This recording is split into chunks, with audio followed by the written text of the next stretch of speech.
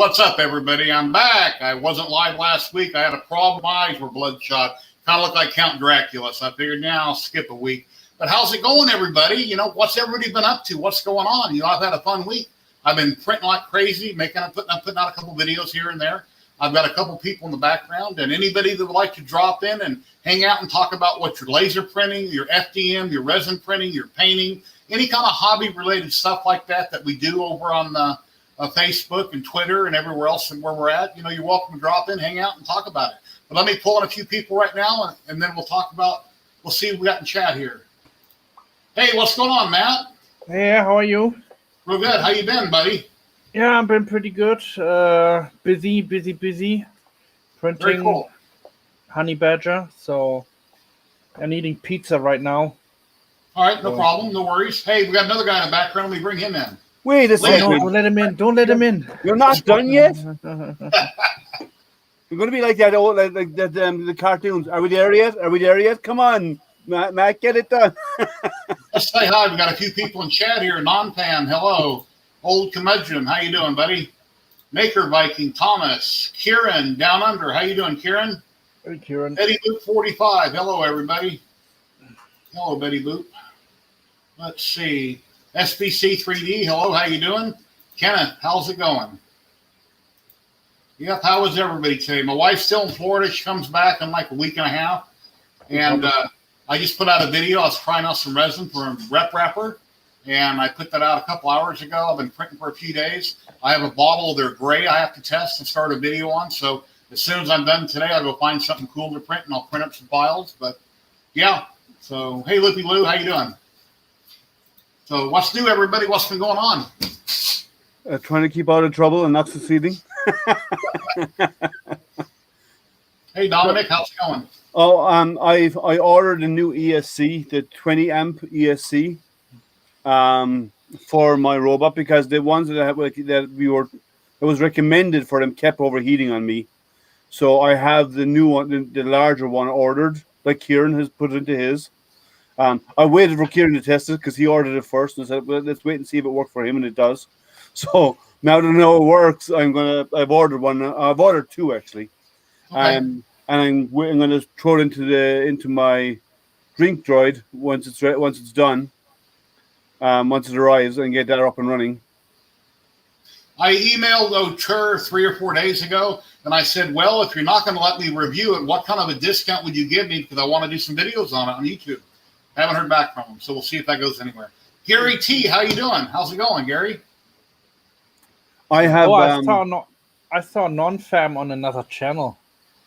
You saw non-fam? Yeah, on another channel. You mean channel. He's real? No, I don't believe he's real. I didn't see him. I just saw him over leaving comments, but it was not 3D printed related. Really? Yeah, it was. Now I'm disappointed in non-fam. I'm sorry. No. I don't believe non-fam is real. I've never seen non-fam, so I don't believe it's real. I know. Yeah, I think it's an AI. My live stream a long time ago. He popped in. He was? He must have been when I wasn't there. Yeah. I think on the thumbnail I had an arrow going, look, it's non-fam on the thumbnail. Well, non-fam, look, Thomas is here, Maker Viking. I've seen Thomas on lots of streams. Non-fam always has excuses not to jump online. I called him a traitor. We give you a hard time because we like you. So, Matt, if I could ask you, I remember Liam asked you the other day, I don't think you're quite ready, but what's going on with you and your honey badger build? I have one more piece printing, and then it's finished. But I do have some issues with putting it together, so I can't do it on live stream. I would do it. Maybe by Wednesday or next Saturday, I will have it ready. I'm gonna grind the edges down because you see, they're like. Hey, y'all, where you been, buddy? We haven't seen you too. You see, this is like a few millimeters too big, maybe, you know. And I try to shove it in the other one. A lot of my models, that would happen, and most of the time, I just cut those off completely, and I just lined them up and glued them. So, or you can sand them down, but a lot of times they don't fit. The question is, were they printed on the same printer or different printers? Different printers. That's why. It could be the XYZ on the printers are not fully aligned, and one is either over extruding or the other one is the dimensional accuracy is off by a little bit, and therefore that's why they don't fit. So did you do a calibration of your X, Y, Z, and E? No. Okay, that might explain why there's a slight difference, because like the number of steps to travel 100 millimeters on X may vary from printer to printer, and they always use default settings even in the same printer, but each step is slightly different. So you should actually put a pencil on a pin on the X-axis, draw a line where it starts, get X to move 100 millimeters, draw a line, measure it.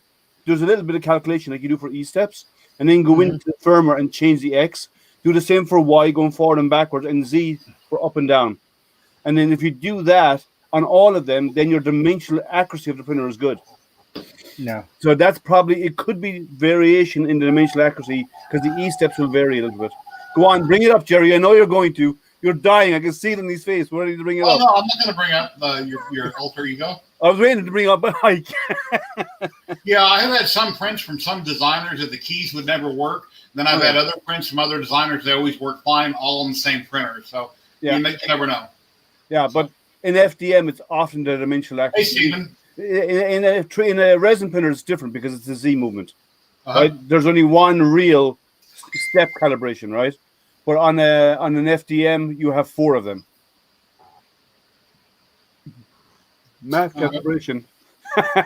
Well, anyway, Honey Badger. Let's see. If you guys haven't seen my video I put out about an hour ago, here's a little Honey Badger here at 25%. This has been resin printed. I printed it at this orientation about like that.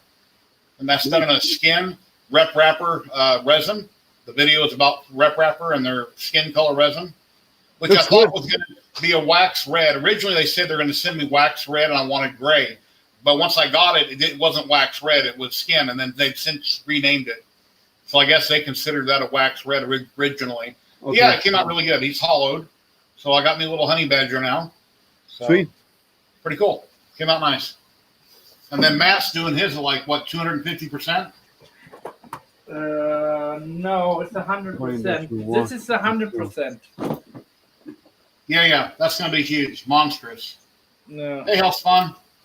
That's, so they have a resonating one now? They have an ultrasonic one? Pardon me? What washing cure station are you using that has the ultrasonic? Yeah, he's talking about the anti-cubic one that I got. If you put a bunch of parts in it and it starts spinning, because the parts get in the way, the water isn't turning like a washing machine. Oh, so it cavitates. If you drop one part in there, it whirls and swirls really good. Oh. I pre-wash all these. I put them in IPA. I put them in mean green, my ultrasonic cleaner, to get out the excess resin. It's just less contamination to go in the IPA, so it'll last a little bit longer. Then I shake it out really good, and I drop it in the IPA, and let it do its thing. So, and then a lot of times, once I take it out of the IPA, I'll sit there, I'll douse it numerous times, and run out the excess and submerge it, fill it up again, and do that numerous times to try to flush it. Yeah, so it's a cavitating issue, is it? Because of the fluid going between the parts is causing the vibration, maybe, yeah? Yeah, I would say it's the amount of parts you're putting in the cone. By Jerry, that's what he said it happens. So Jerry knows more about these than I do. Spin anymore. Yeah, that's the only thing it can be. Either a small part is getting down there, it's stopping that little impeller from spinning, which I had when I done DR.DOOM recently, that other model, the chalice that he was holding, the vase glass thing you drink out of. Yeah. It fell down in and it got broken in half because the rotation broke it and I had to re-glue it together.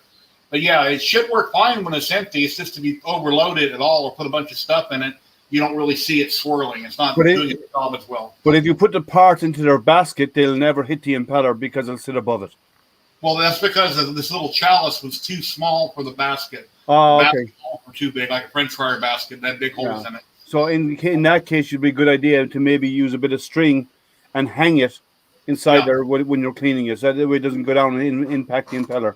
Well, it was such a small part; it didn't need to go in there anyway. I could have just doused it with my fingers and taken it out. I didn't need to go in there. Then toothbrush it to clean it off. Yeah. Yeah, exactly. So, and then another thing, I always say I rinse out my prints really good, and then I air dry them 100% before I cure them. Well, In some cases, like we talked about before, putting a UV light inside. So right before the stream, I couldn't find the one I had made up. So while I was chatting with Matt, I went and found my little UV lights. I bought a pack of them with little capacitors that go on hooked up to a battery. Now, when on the 3 millimeter holes, like on this switch, it will not fit. They need to be full 4 millimeters or larger. You simply can stick this inside a little bit and give it 3 or 4 minutes. What happened? It ain't working. Oh, there it is. It's on. Can't really see it, but Because of the light, yeah. 3 or 4 minutes to stick it in there, and it'll help cure the inside of it. So, and just make your holes bigger. Like on the back of the honey badger, see those holes there, really large, and I can easily just stick that right inside and turn them on if I want to make sure it's completely cured out. But typically, when I flush them with ITA really well, and I air dry them and use a compressor or my airbrush gun to dry them, usually fine. But if I want to, I can also go over use this also on it. I would I use a syringe, and suck up the IPA and inject it into the hole. Okay, Thomas, we'll go ahead and we'll pause. We'll take a break and wait on you. Yeah. Okay, all freeze.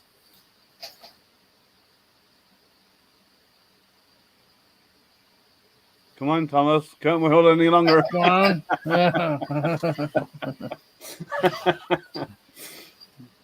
Raise the basket so there was no parts of it.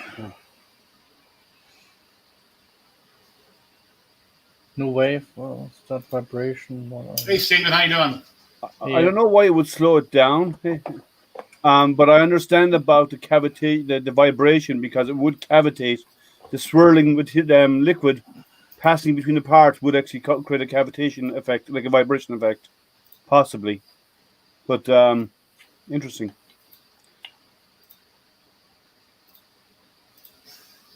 And I was on the VX Studios group here about a week ago, and they were talking about, skin colors. Anybody that paints, especially me, it's harder than hell to get skin tones right. Yeah. And this one guy was talking about this book over on Amazon called Color Mixing Recipes. It's a hardback book. It's got a binder in it like a cookbook. They're very heavy-duty, thick pages. Well, let me just change my angle here. The book was like $10.95 or something. Very cool book. It's got a binder in it. Well, and it talks about how to do different skin tones, how to, it's going to help me out hopefully on my skin tones. But it explains how to do it in detail.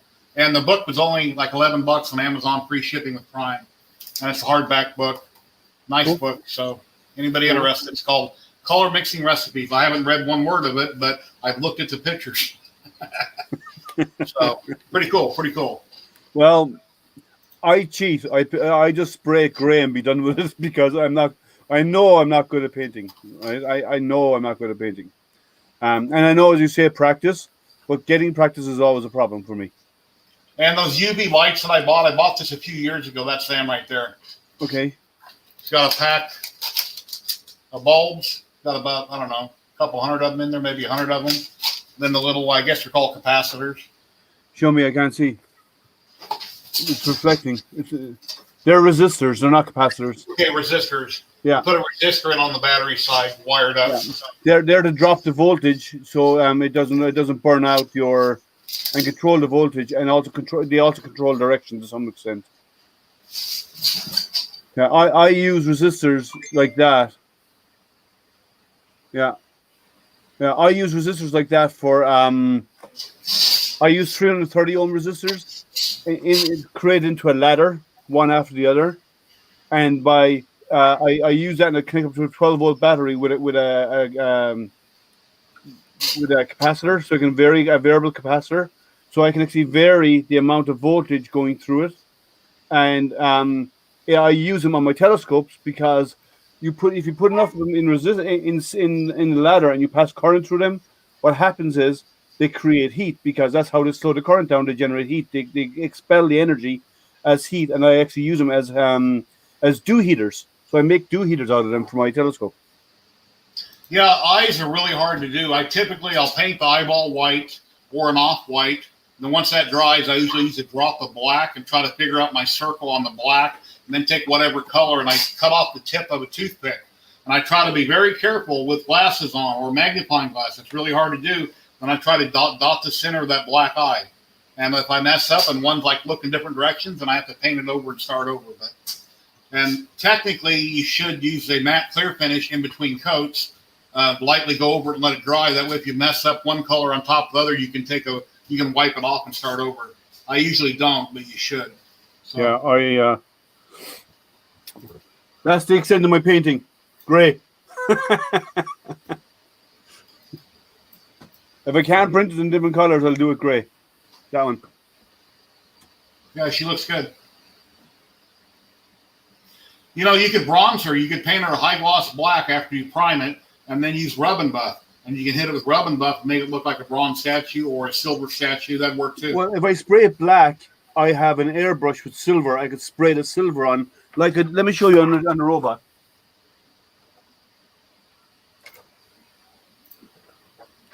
Like I did in the robot with these.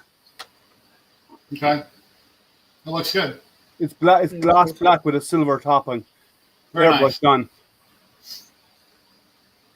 Cool.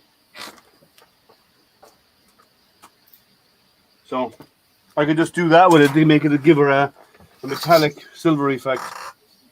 And anybody that's into skateboarding from back in the day, which I was a little bit, but there's a screaming hand, I believe is what they call it. Found a Kickstarter on Facebook. Somebody had reposted, and it was like $6, and I tipped them $2, and I printed out a resin called the Screaming Hand. I believe it's a logo they used to draw on skateboards and put on surfboards. Yeah. So I could be wrong, but yeah. No, I've seen it on skateboards. They're not really good. And so what I'll do is I'll do Luke Skywalker in black, and I'll do this and I'll silver it. Mm-hmm. I have the base for that as well. Good. Very cool. So I'll do that in black is what I'll do, and I'll silver it just like like what you described. Yeah, Santa Cruz skateboards. All right. Cool. So other So, than that, what do you think about my elephant hunting dogs? Yeah. Wow, there must be small elephants. Yeah, I know. I paid a visit to the dollar store yesterday to buy some stuff to do some trying out with more stuff with my laser. So I got stuff like this. They have these little wooden panels in the dollar store. Okay. And what else? Little trays that I can engrave. Okay, nice. They're only $1 and they're plywood. I also got some mirrors. Nice. So I can see it, try out. The mirror will be a CO2 probably, but I might peel this off and try an inverted one here first of all. Yes. And then do the other one where I'll do one on the surface. But I'll have to spray it first before I do the surface because it'll reflect. So I'll have to spray it with a coating of something, burn Blue it off, tape. and then clear it off afterwards. Blue tape. Or blue tape it, that would work. Yeah, blue tape would work. Yeah, with a CO2 laser. Yeah. And just burn through it, and then it'll engrave the glass. So I'm going to give them a try. I was going to do today, but I ended up cutting the grass instead. Someone has to do it, you know. So I'll probably do it. Maybe I might do a little bit this evening or maybe tomorrow. Hey, Kenny, how you doing? I also bought some. They have wine glasses in the dollar store as well. So I bought some. They're heavy. So I got some wine glasses, one or two of them, to try out, do some testing with my rotary. I haven't tested the rotary yet. I know it works. I want to test it in the printer, in the engraver. So. Okay. Hey, Dum Dum, how's it going? Hey, Dum Dum. Good to see you. So that's what I'm going to be doing in my spare time. Oh, I have a laser. I have another laser on the way. Cool. Nice. A small one, not big like the one I did last time. It's the LP model from SainSmart. You know the one that's a straight arm when you have a cantilever that moves up and down at your Y and your X-axis moves on it, hangs out over the edge. Yes. I have one of those coming in. They asked me to do a review for them, so it was shipped, so hopefully it will arrive sometime next week or this coming week. I'm hoping it'll arrive. And I'll do an unboxing setup of it on Saturday, and then I'll do the review the following week because I need to get it done. Because it's for their 10th anniversary that's coming up. So that's Matt playing with his microphone. Matt, Yes, sorry. did anyone ever tell you if you play with that, you go blind? Stop.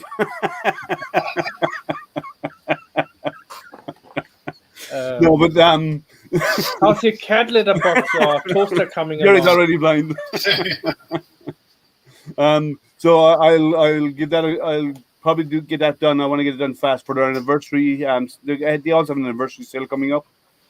And the machine, they do good stuff, right? Doesn't like you look at Tim's. He's got the 3018 CNC, and he's happy with it. He's doing great stuff with it. You know, it no longer spins. Yeah, message them or get on Facebook, message Spring, and let her know about it. She can connect you with the right people. I don't know why it's not working. What could have happened to it? It's okay, Zolan. We know who you are.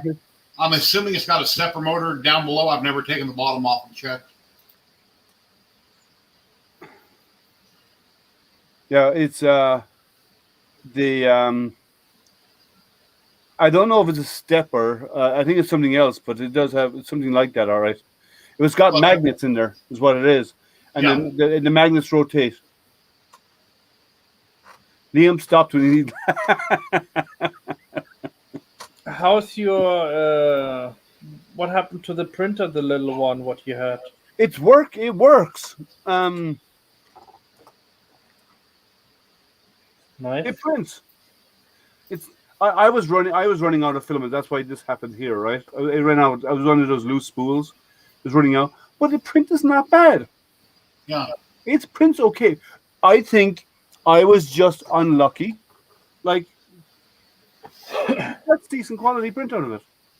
Yeah, if a teacher got that in school, they would have to pre-set it up, take it home, get it working perfect before they brought it to class. Yeah, they could never do an unboxing and get it printing because the kids would have to go to the next class in however many minutes. Yeah, but it prints okay. So it does a machine print? Yeah, it does. I think I was just one of the unlucky few that got one of them that needed work, right? But it does print. And actually, I got the recent. They sent me small spools of filament that fit it. They're 250 gram. The 250s I have wouldn't fit it, but they sent me 250s that do fit it. And I found out who makes it. Hey, Kenny, how you doing? Hey, Kenny. Good, you guys? Real good. Oh, we have another rocking chair man. Look at him. I'm at my daughter's in Minnesota. Oh, cool. Nice. Oh, they're going to make it big and check it out. Oh, nice bit of land. Wow, look at all that greenness. I got dirt outside.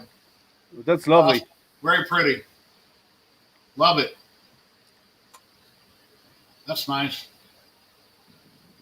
You'll get half an acre old curmudgeon. Very nice. Excellent. So, so they gave me the spool, and I found out last night who makes the spools of filament. It's Yusu. The Yusu is the manufacturer that makes the filament for them. So, I'll do a review of it because they asked me to.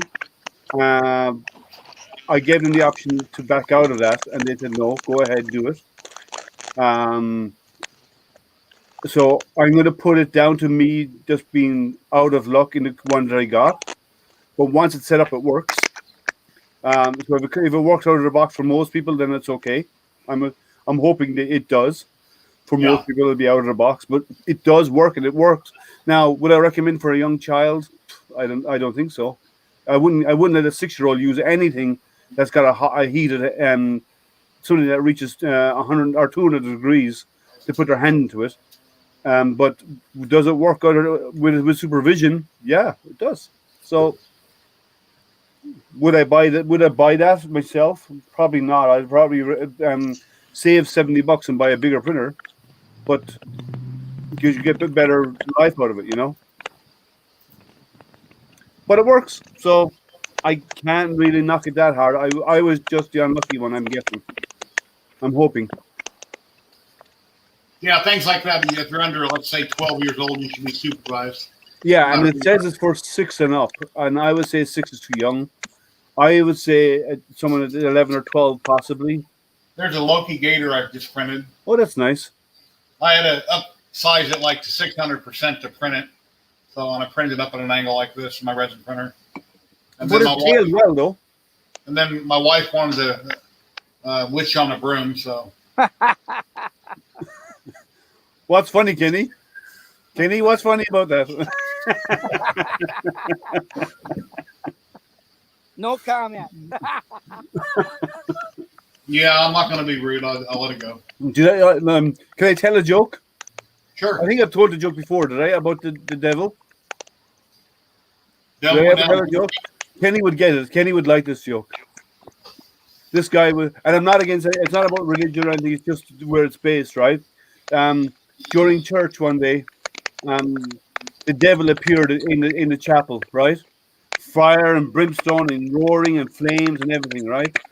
And everybody was scrambling and running and screaming, trying to get out of there, except one old man in the very front pew. Wasn't moving whatsoever.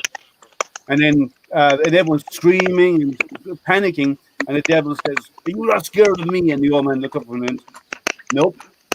He says, "Why are you not scared of me?" He says, "You know who I am." He says, "Yep, I know who you are.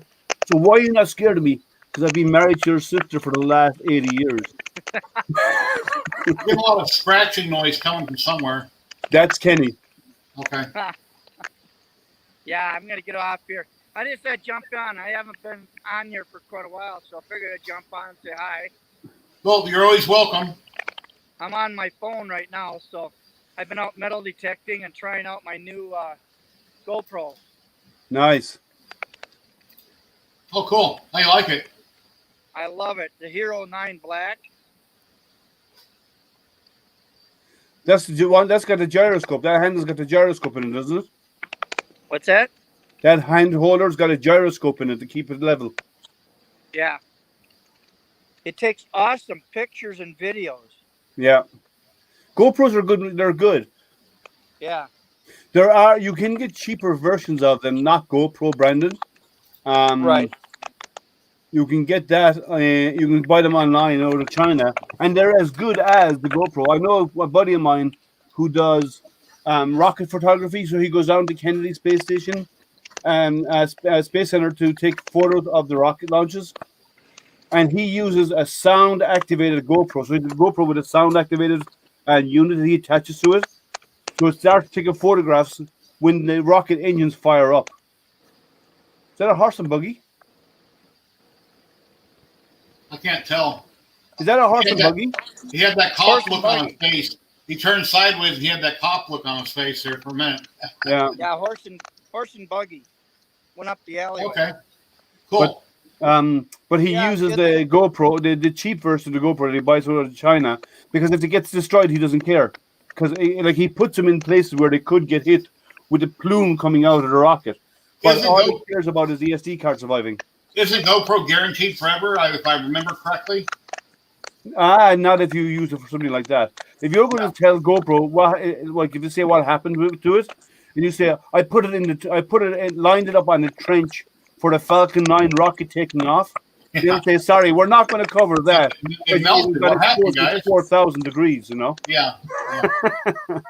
Yeah, but that's what he does with it. I had the GoPro Silver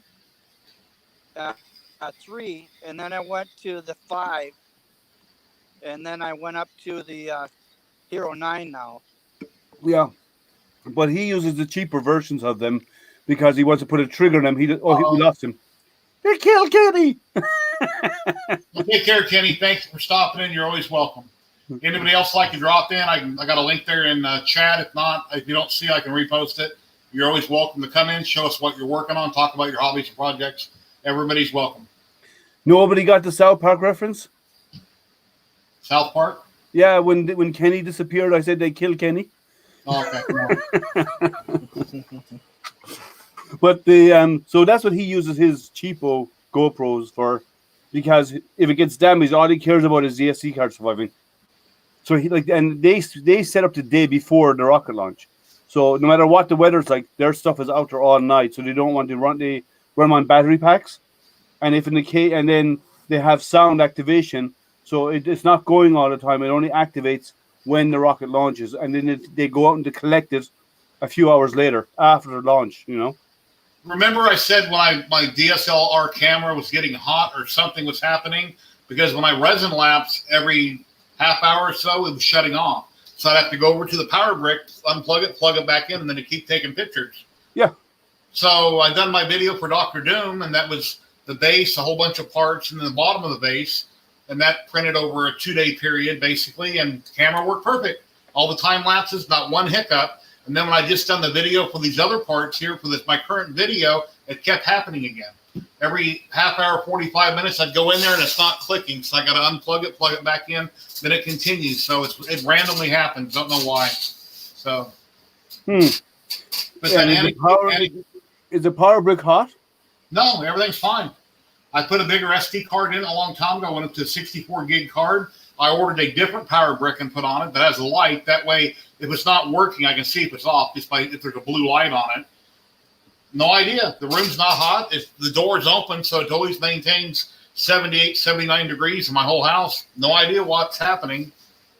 So the camera is turned on. It's set on flash off on the dial on top, no flash, and that's it. Then I just plug in the resin lamps. Every time the UV blinks, it activates the shutter or takes a picture. Yeah. So, no idea what's going on with it. Is the camera warm? Is the camera hot? No, everything seems to be fine. I don't know, but I'm not. I haven't been in a DSLRs my whole life. I've had this one for about 6 months now. Back when I bought it, it's my first DSLR. And I'm just using it for resin lapses. I don't know what the hell's going on. I was wondering if the camera itself is overheating. Some electronics in the camera is overheating. I don't know. I mean, like I say, I go in there, I look at it, the screen on the back's not lit up, so it's not taking pictures. So I unplug the brick, plug it back in, then it goes back taking pictures. And then an hour or so later, it might be fine, and then it might not. Like yesterday, it kept having issues, but or 2 days ago, when I woke up the next morning, it was still fine. So I don't know. Yeah, that's a good idea. There might be an option. There is an option in the menu to do a default reset. I would go onto the Canon forums and ask. I don't know how to ask it. What's it called when it automatically keeps taking pictures with something plugged in? What's time that lapse. called? Huh? Time lapse. It's called a time lapse? Yeah. Okay.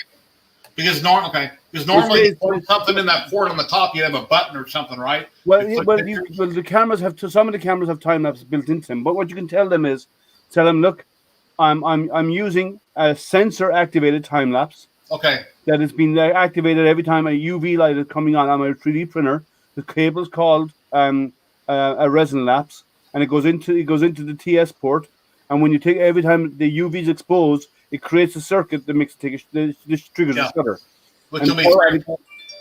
And just say it's every 3 or 4 seconds it takes an image, right? Yeah, but dumb. I don't have to go and set anything up for a time lapse. You simply plug in the cord, turn on the camera, and it does the same.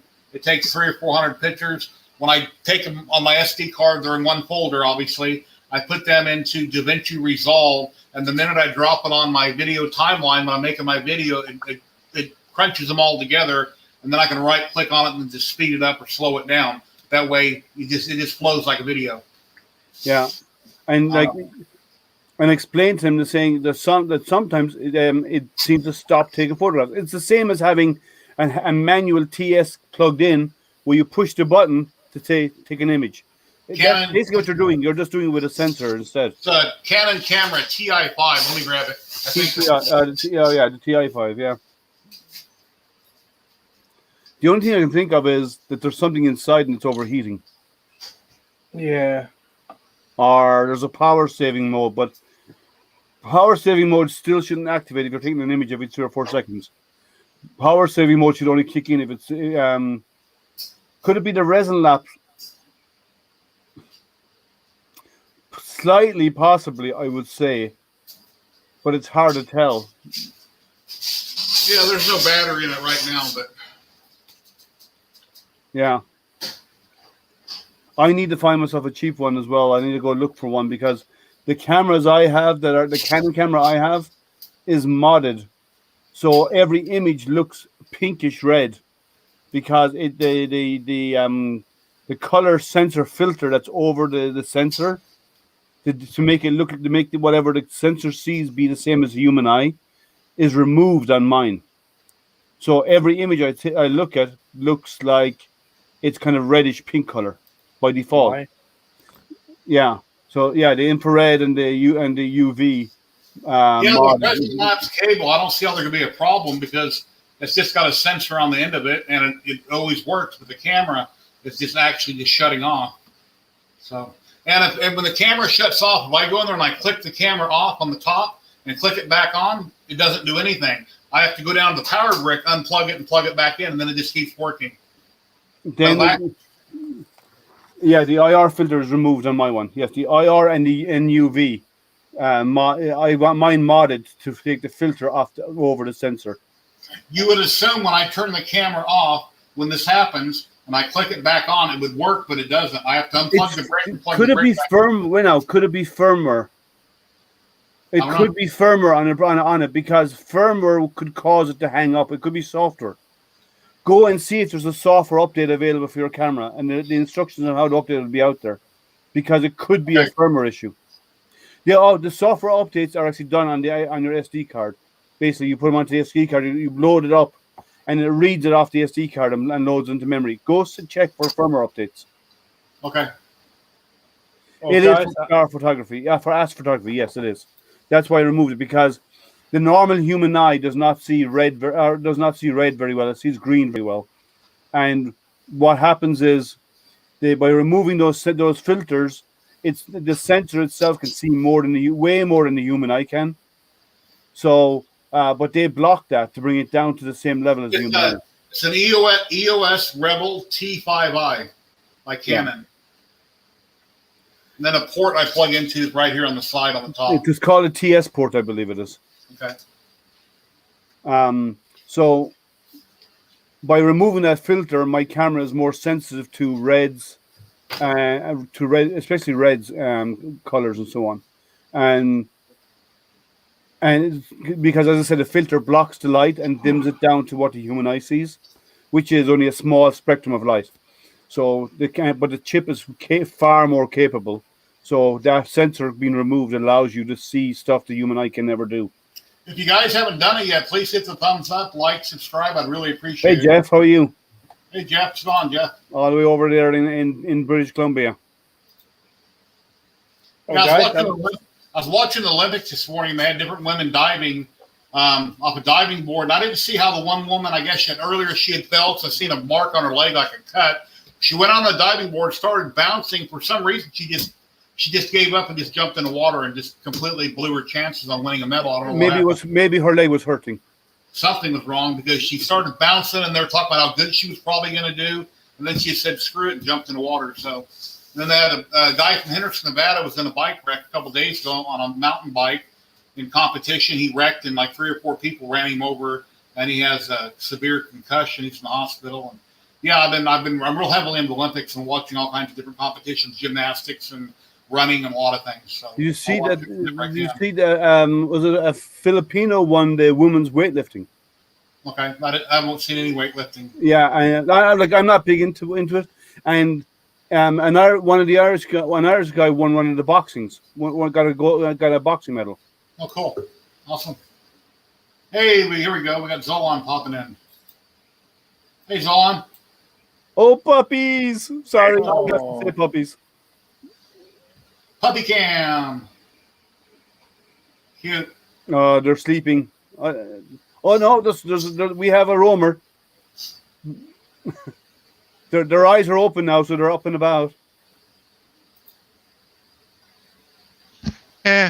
Mom just got her food, so she's going to be blocking the cam off. Yeah, it's okay, but still, it's cool to see the puppies up and about.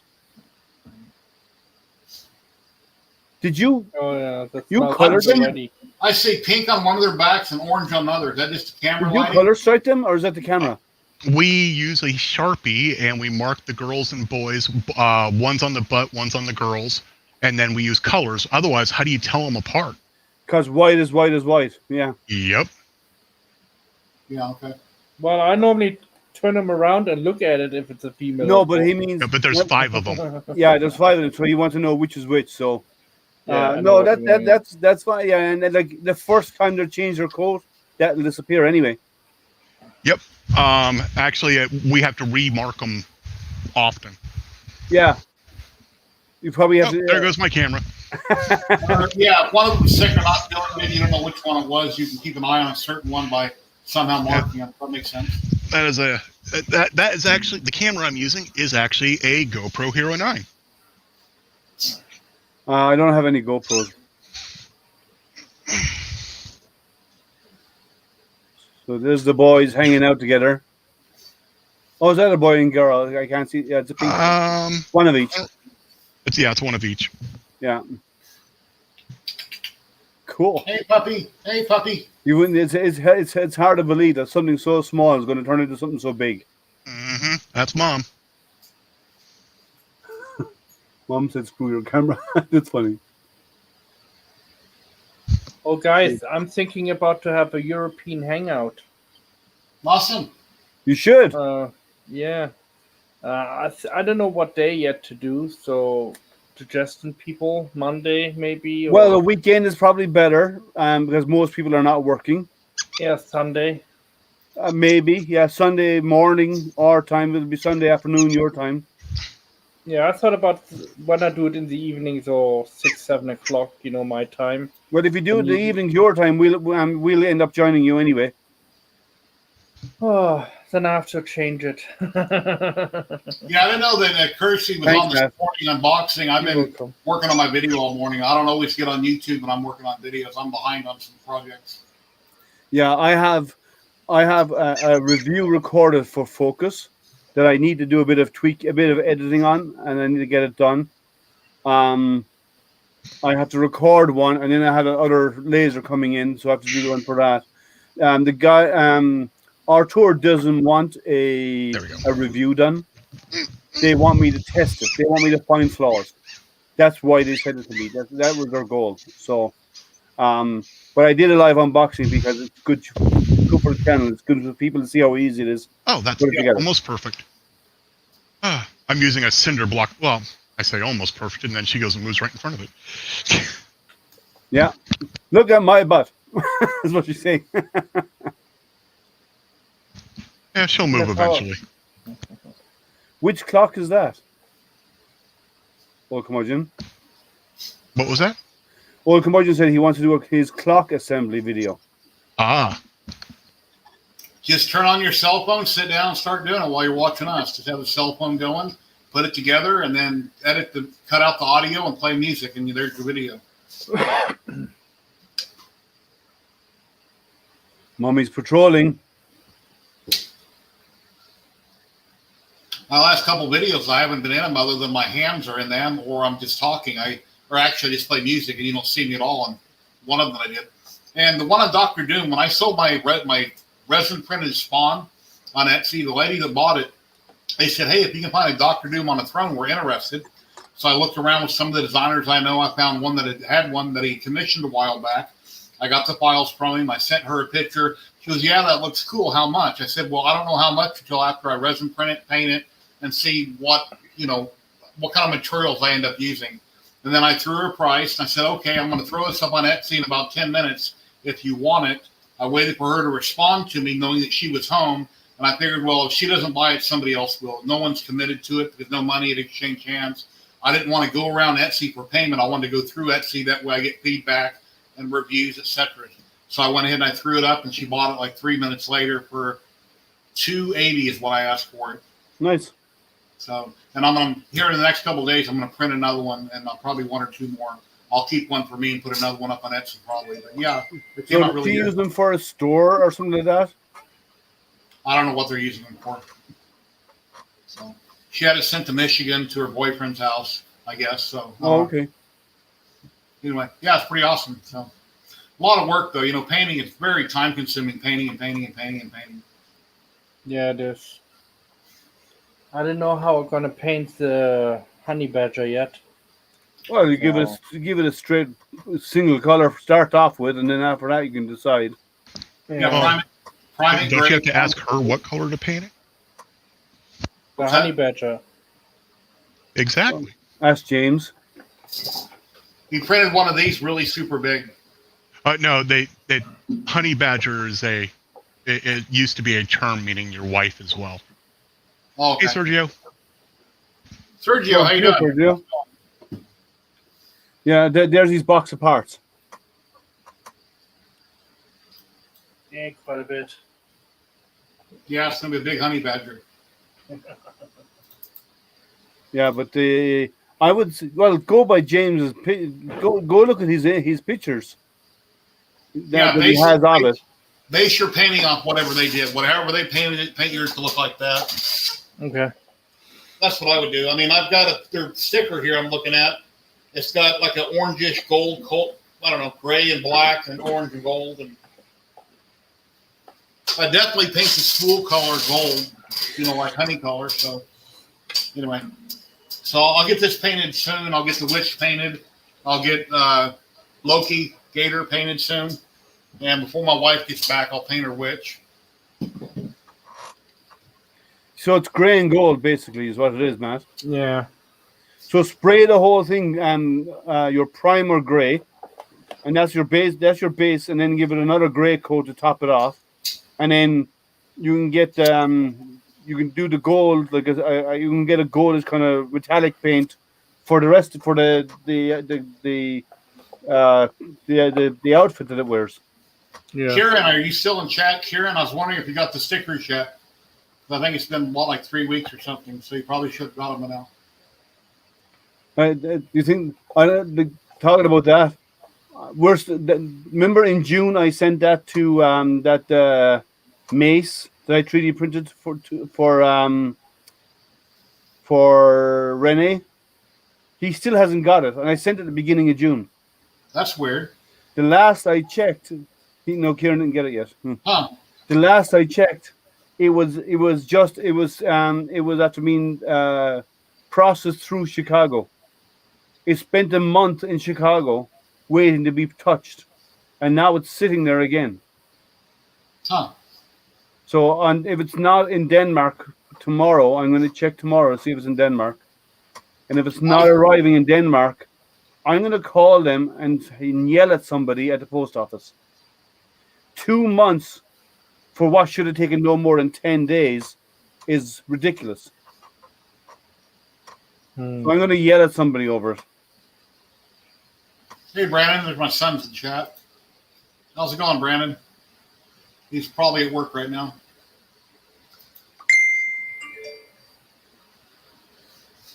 So Mommy's looking like she's taking her rest now because she was bobbing around a while ago. Oh, here's some pictures.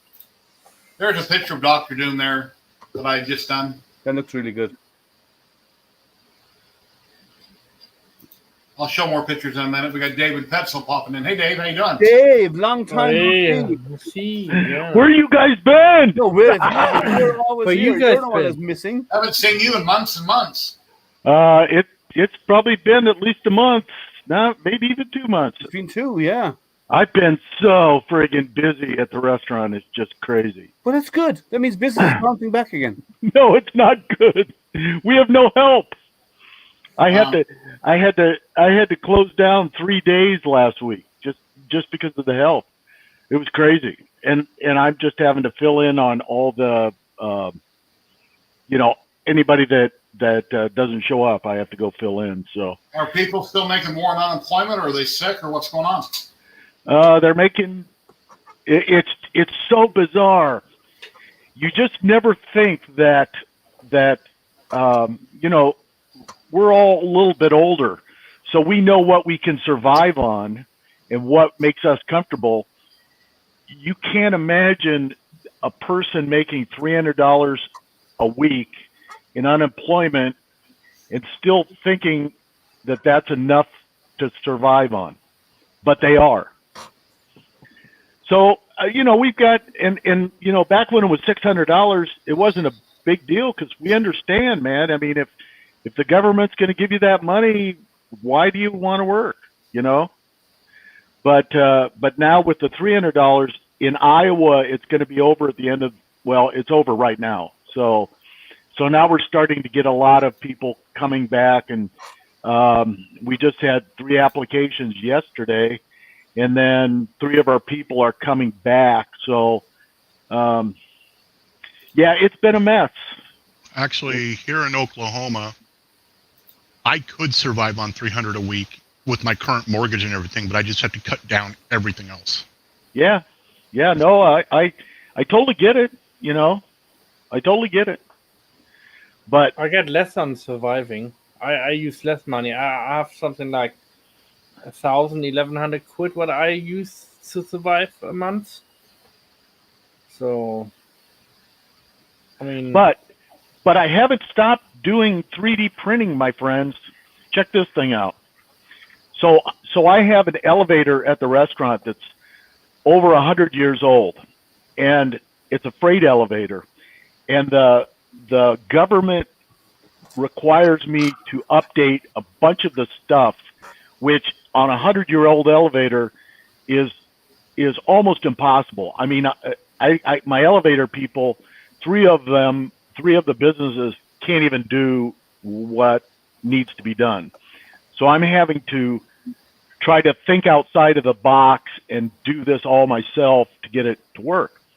So I've got there's like 8 things I have to do, and one of the things I had to do is the elevator has a light switch on it for the car, and then it has a power switch which turns the car on and off that allows you to move.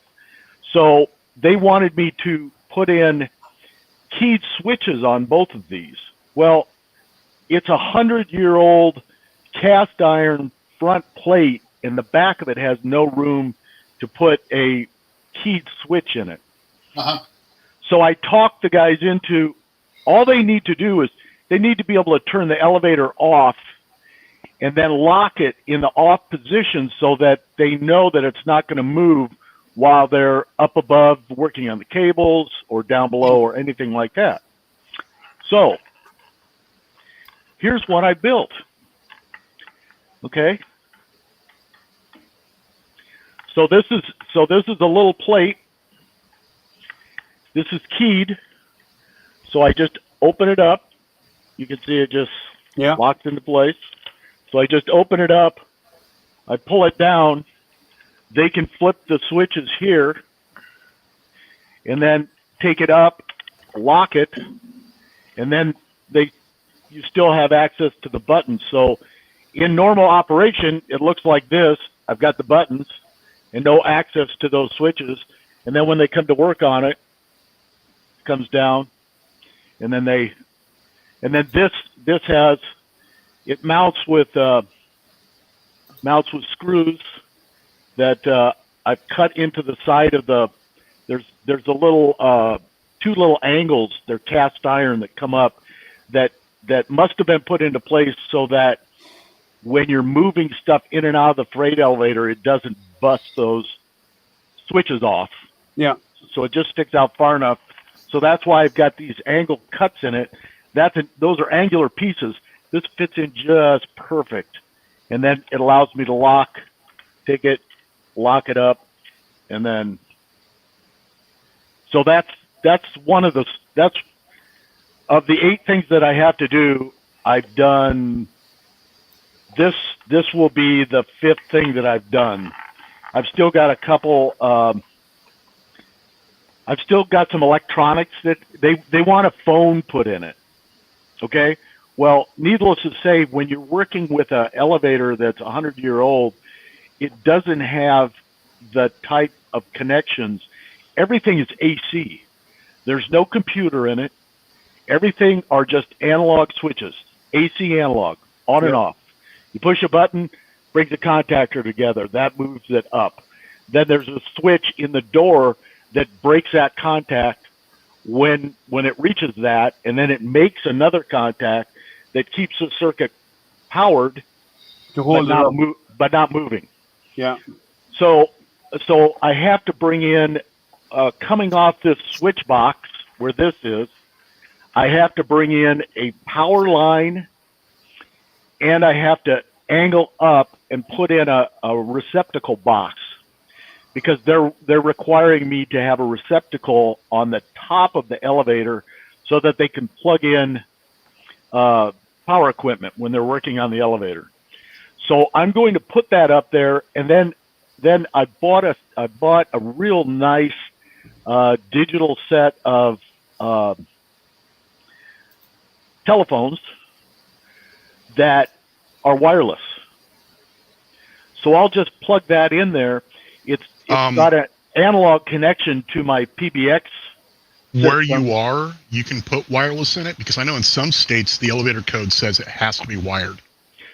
Where I'm at, he says, because it's 100 years old and it can't be even wired up, he says, go with all they got to be able to do is pick it up. It automatically pulls dial tone from the, so. Yeah, because you got the PBX and everything. Yeah. Just have a whistle or a megaphone. Help me, I'm stuck. Power went off. Well, I know in some they put little DMR radios in them, and that's actually the phone. Yeah, yeah. So, we don't allow anybody to even access the elevator without one of us being in it. There has to be an operator, and there's only 3 of us that are operators. The inside gate has a wooden gate. You pull down, the outside steel door goes like this. Exactly. Yeah, well, even the inside has the gate that comes down, and then the outside steel door just comes down as well. Yeah. I've been on a million of those in Vegas, some old casinos back in the day. Yep. Well, if you ever were stuck and you needed to put in an actual phone line, you just 3D print a really long drag chain and attach it at the top and loop it all the way down into it. So it'd move up and down and protect the cable as it moves. Yeah, it's real interesting because the way elevators were made back then, they have a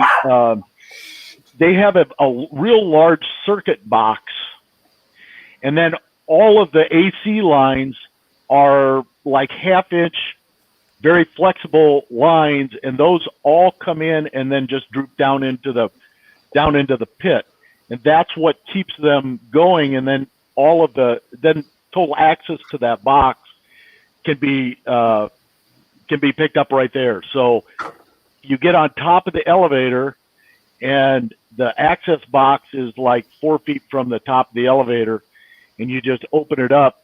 Hey, red light. Yeah. So, but that's cool. So I'm happy. Zolan, nice pups, man. Thanks. Actually, it's my wife's work.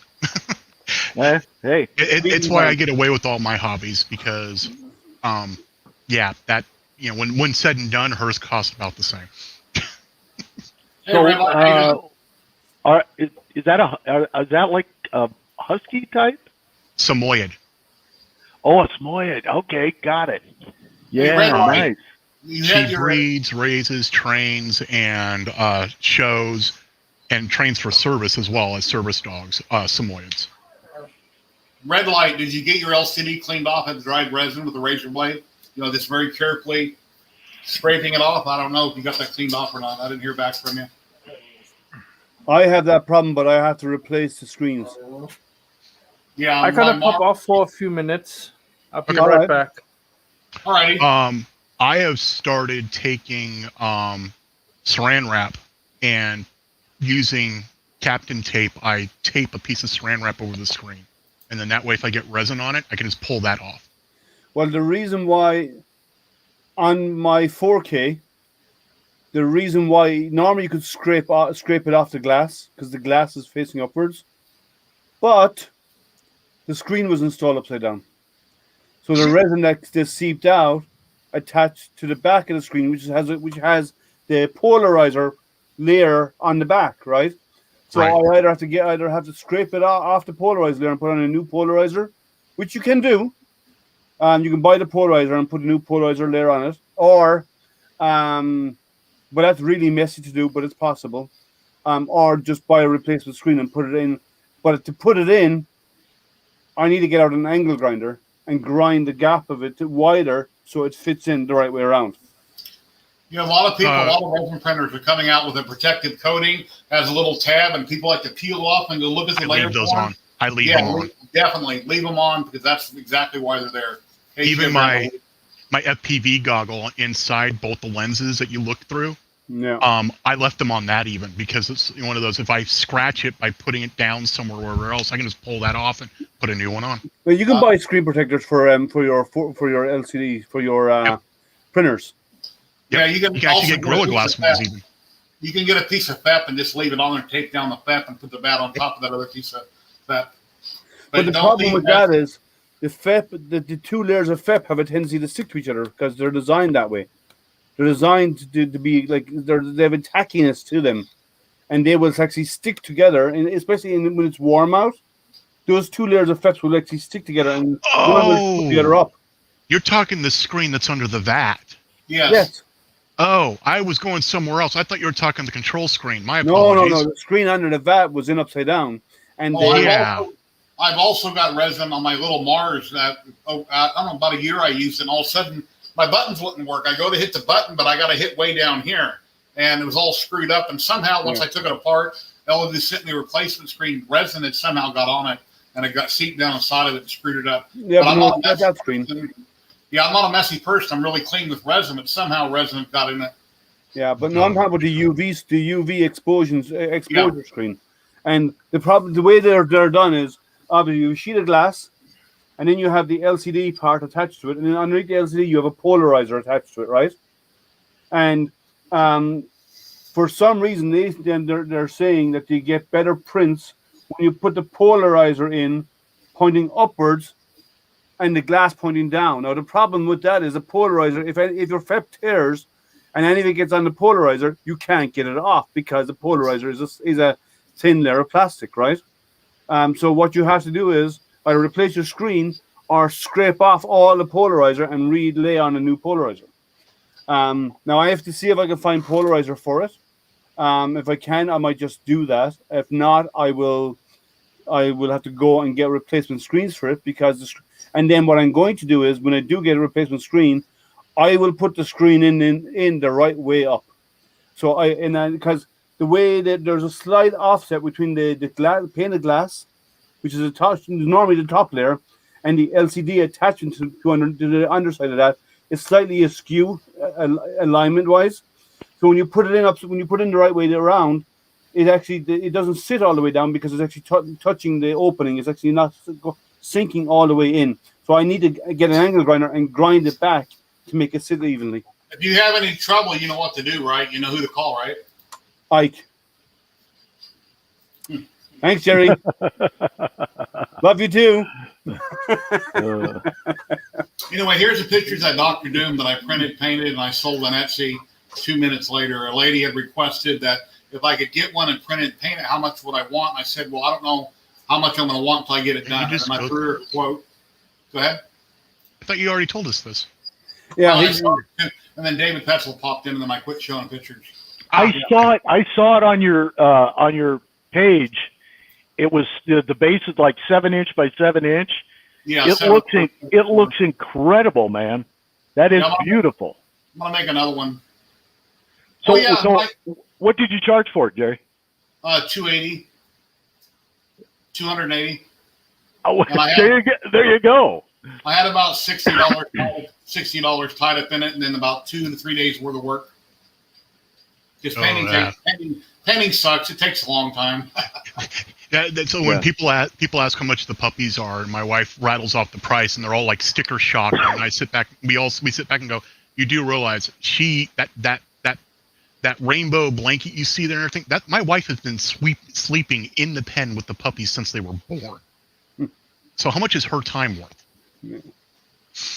It's the same thing when you say 280, and yet you spent 2+ days working on it. Yeah. 280 is in hundreds or thousands? $280. No, I thought the puppies? I was saying, what? Puppies are $4,500. Yeah, that sounds about right.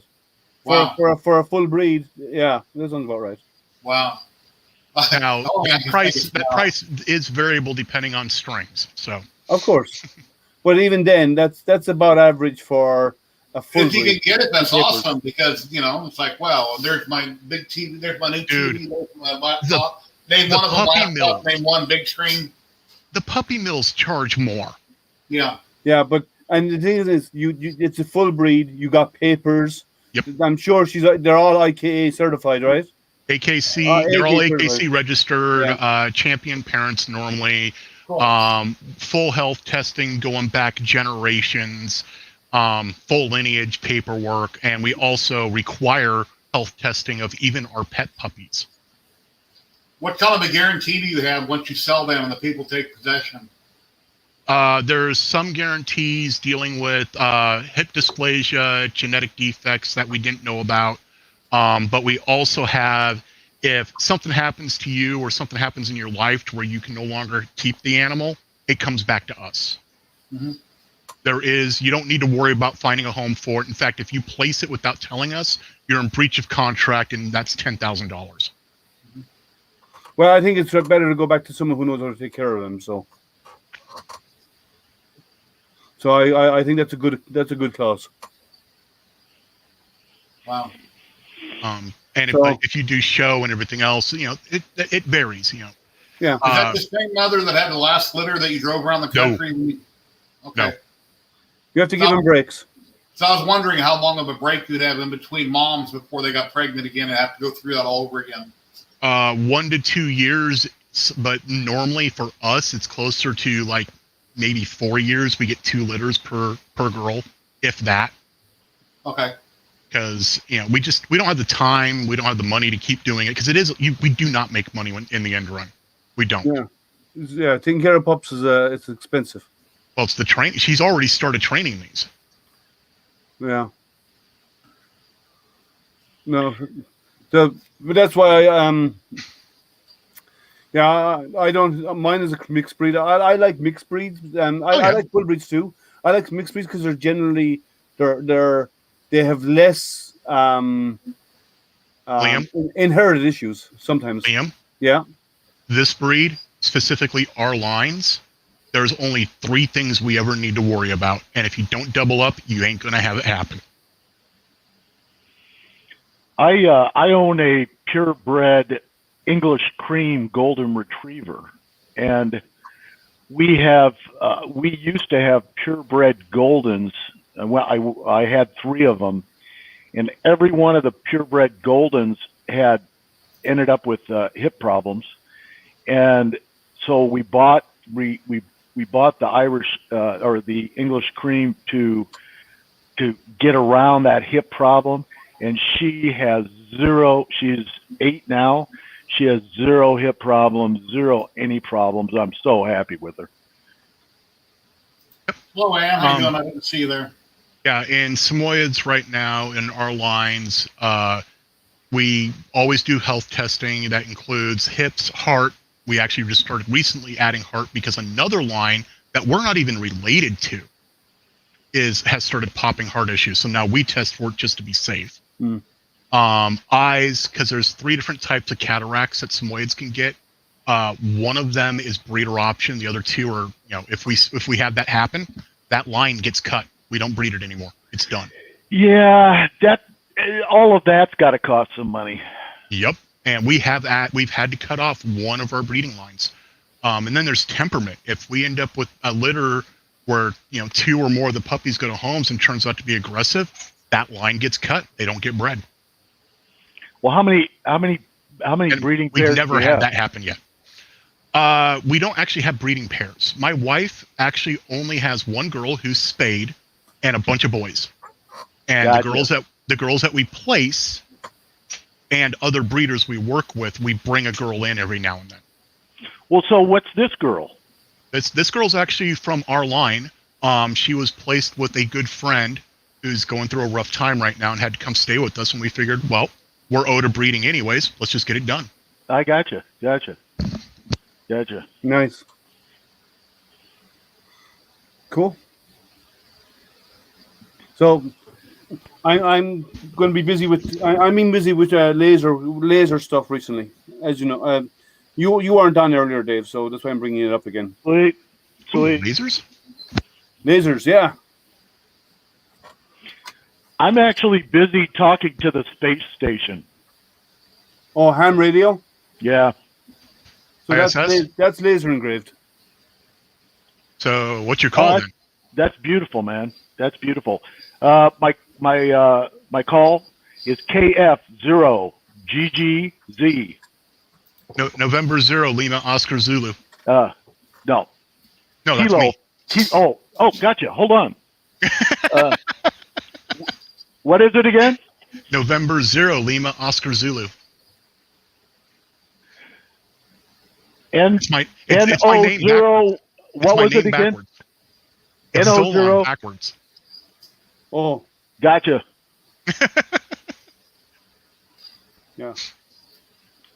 Gotcha. So what are you using to talk with the ISS? What type of computer? I got a Yasu. I got a FTM 400 XDR. Nice. All right, so you wait for their so you're watching, you're using the app for when they pass over, and you're reaching out to them. Yeah, well, just recently, I just got this radio. I had a real nice ICOM, but it didn't. It was a real old one, and it wasn't really. It didn't have all the bells and whistles this new one's got. So I always wanted to just touch, just touch it, Hmm? And so, right now all I'm getting back, I'm just getting data back, which is kind of fun. It's fun to just be able to reach out and touch it, So Yep. what are you like? Have you chatted with the crew? No, I have not. Okay. I have. I believe you. I'm not a ham operator, but I believe you need a directional Yes. tracking transceiver to be able to. Well, because of the Doppler, No. just because of the Doppler shift. So Yeah. you need a radio that you can hook up to a computer or something that can adjust your frequency for the Doppler, just as he said. And, Antenna-wise, I have Yes. actually used a handheld 2-meter 440 beam and just pointed it in the general Hey, direction Trevor. and talked. that's exactly what I'm using. So you're listening in. Okay. You're using the arrow? No, I actually talked to him. I had a two-way conversation.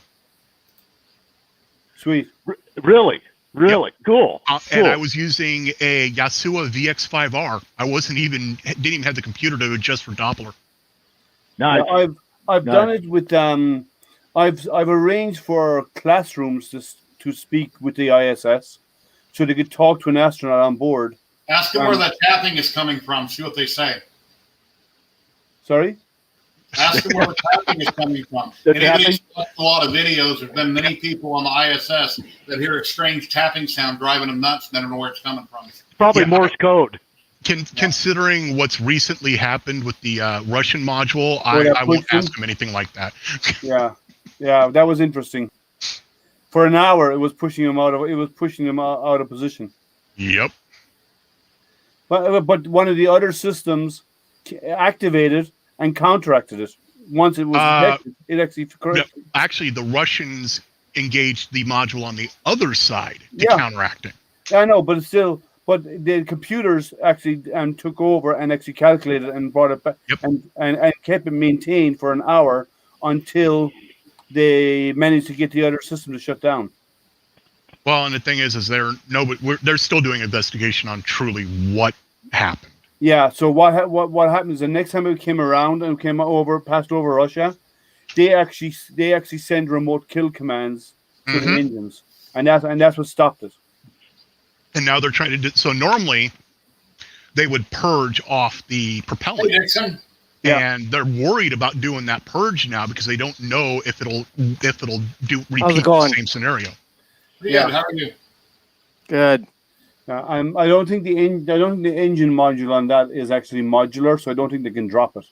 Nope, they can't. So like normally if it's going to be a permanent unit, they would have the engine be a module that can be dropped and burnt up in the atmosphere, but Yep. they didn't do that on this unit. So I think I have a feeling there'll be a spacewalk to disengage the engines completely.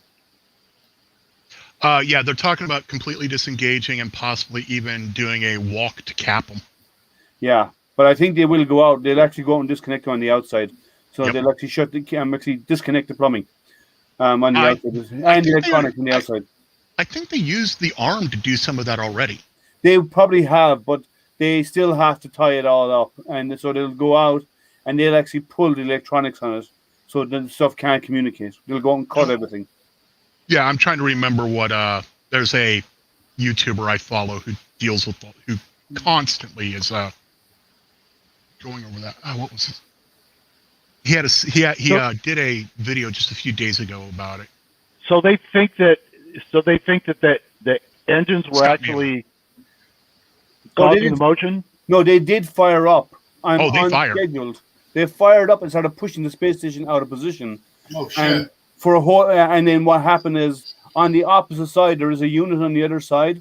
They activated its engines to counteract it, so that they wouldn't actually put it way off course. It was a tug of war, it was a tug of war, basically, right? Until it passed over Russia again, and they transmitted from the ground a direct kill command to the ISS. Well, they say Russia's mad at us because now Elon Musk and everybody are sending astronauts up, and we're not going through Russia anymore, and they're pretty upset. Well, they're linking up with the Chinese now, with the Chinese station as well. They're going to be covering both. Yep. Wow. But so once they got it done, so once they shut it down, there's talks of sending the astronauts out to actually manually disengage the engines in the system. So there's no way they can ever refire. So what have you been up to, Dixon? Still building flashlights. You mean fire starters? He said flashlights, right? I had to build two more today. So big, it's a fire starter. Are you going to release any of those on Thingiverse, or you're only selling them? Yeah, I'm selling them, so I'm not going to release them yet.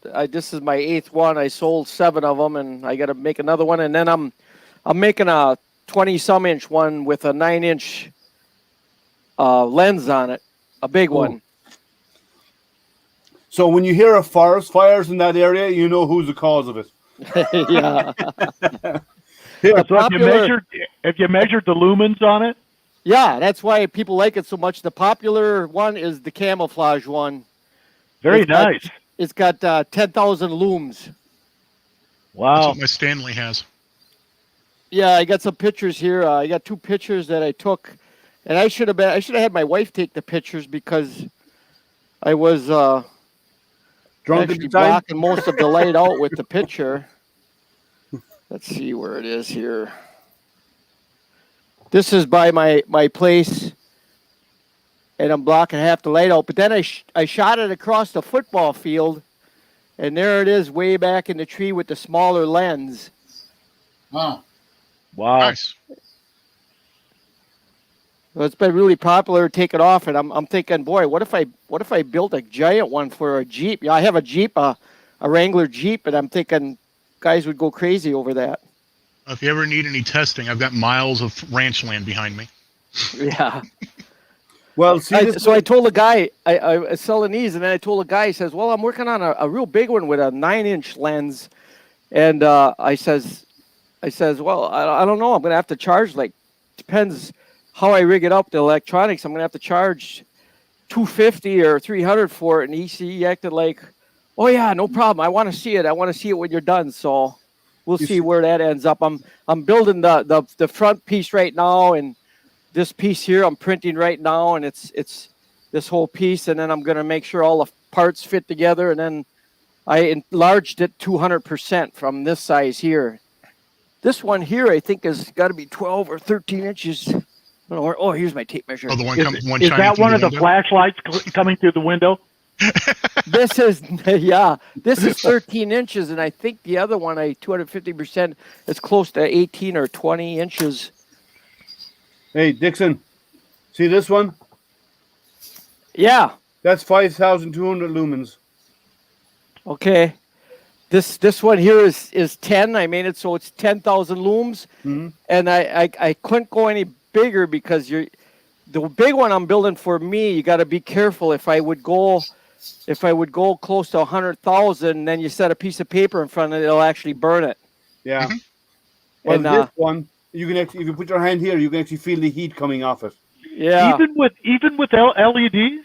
Oh yeah. Especially with LEDs. I kept the back. See how I designed the back? I actually got the charging jack. It's USB charge. And Yeah. I did that on purpose in case I had to put a cooling fan on there.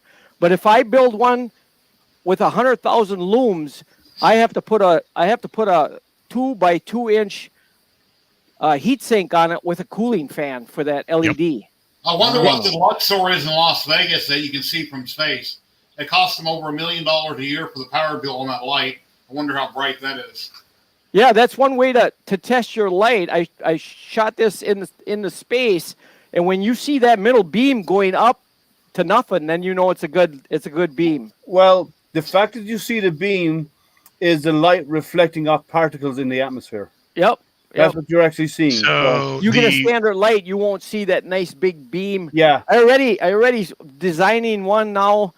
I talked to guys that I'm gonna put a Bluetooth in here. This screws off right here, and this is where I have the charging cable for the USB charge. And I'm designing one to have a Bluetooth speaker in here, and you can see the LEDs here. 13,650,000 lumen. When the 3 LEDs go down, then you got to charge it. But yeah, I just turned it on. You can, when you shine it at night, it's crazy at night how. Could you million? imagine at night on a cloudy day, if you had a flashlight bright enough, you can go out and light up the clouds, and you got people calling 911 saying, "Hey, there's something up in the clouds right there," and it's you in your front yard moving it around. I shot this down. I live in an association, and I shot this down. There's on this side, there's got to be like seven homes, and I shot it to the new association in a patio door, and that light lit up that patio door, but the whole street was lit up by the bigger circle. Yeah, like there's that light that they have in that casino in the Luxor. That's pointless. Yeah. All that light, you know what it's good for? The only good thing it does is light up the bellies of planes. Advertising. Any 9 billion candela. What's the point? Is it a carbon arc? I don't know. I don't know. You can see it from space. It lights up coming off the pyramid. They said years ago it's like $1 million power bill just for that light. Yeah, that does like anything. That's a terrible waste of energy. First of all, It is It's almost got to 39 be like xenon it's almost bulbs. got to be like a UV light almost. Full It's Xenon 30 bulb? light. It's 39 xenons. Each one is 7,000 watts. Yeah. Wow. Yeah. like, Wow. come on, guy, what is the point in that? Right. Well, that's what it's for. Looks. And it's visible from 275 It's miles away. It's advertising. All you got to you can see that. You can see that throughout all of Vegas. You just follow it till you find it. We're talking about it right now. That's how good advertising There it you is. go. Yep. There you go. Just like Well, they go crazy. You're They go talking crazy about over it, this Blank because is it looks ending like about it. Star Wars. They used back in my younger days. Everybody used a spotlight for when they had an event, so you could find the event. Oh. There's actually a YouTube video uploaded by Luxor where they go behind the scenes and walk you through the light. Yeah. Oh, Kieran, who needs a laser cutter? I do, because I make money out of it. That's need what a I Not a laser lot, cutter. but I make something. That's what I do here. I laser cut these Lexan windows, or acrylic, I should say, not Lexan. Hey, Dan. Acrylic windows, and then I put a slot there for charging. I put a slot right here for charging, and then if you're getting a real big jam out in the woods, you take the screws off. You could actually use this to charge this USB to charge your phone. Cool. How big a battery does it have? That's the cool thing about this. When I was looking at it, I made it USB. It's running on 3 volts.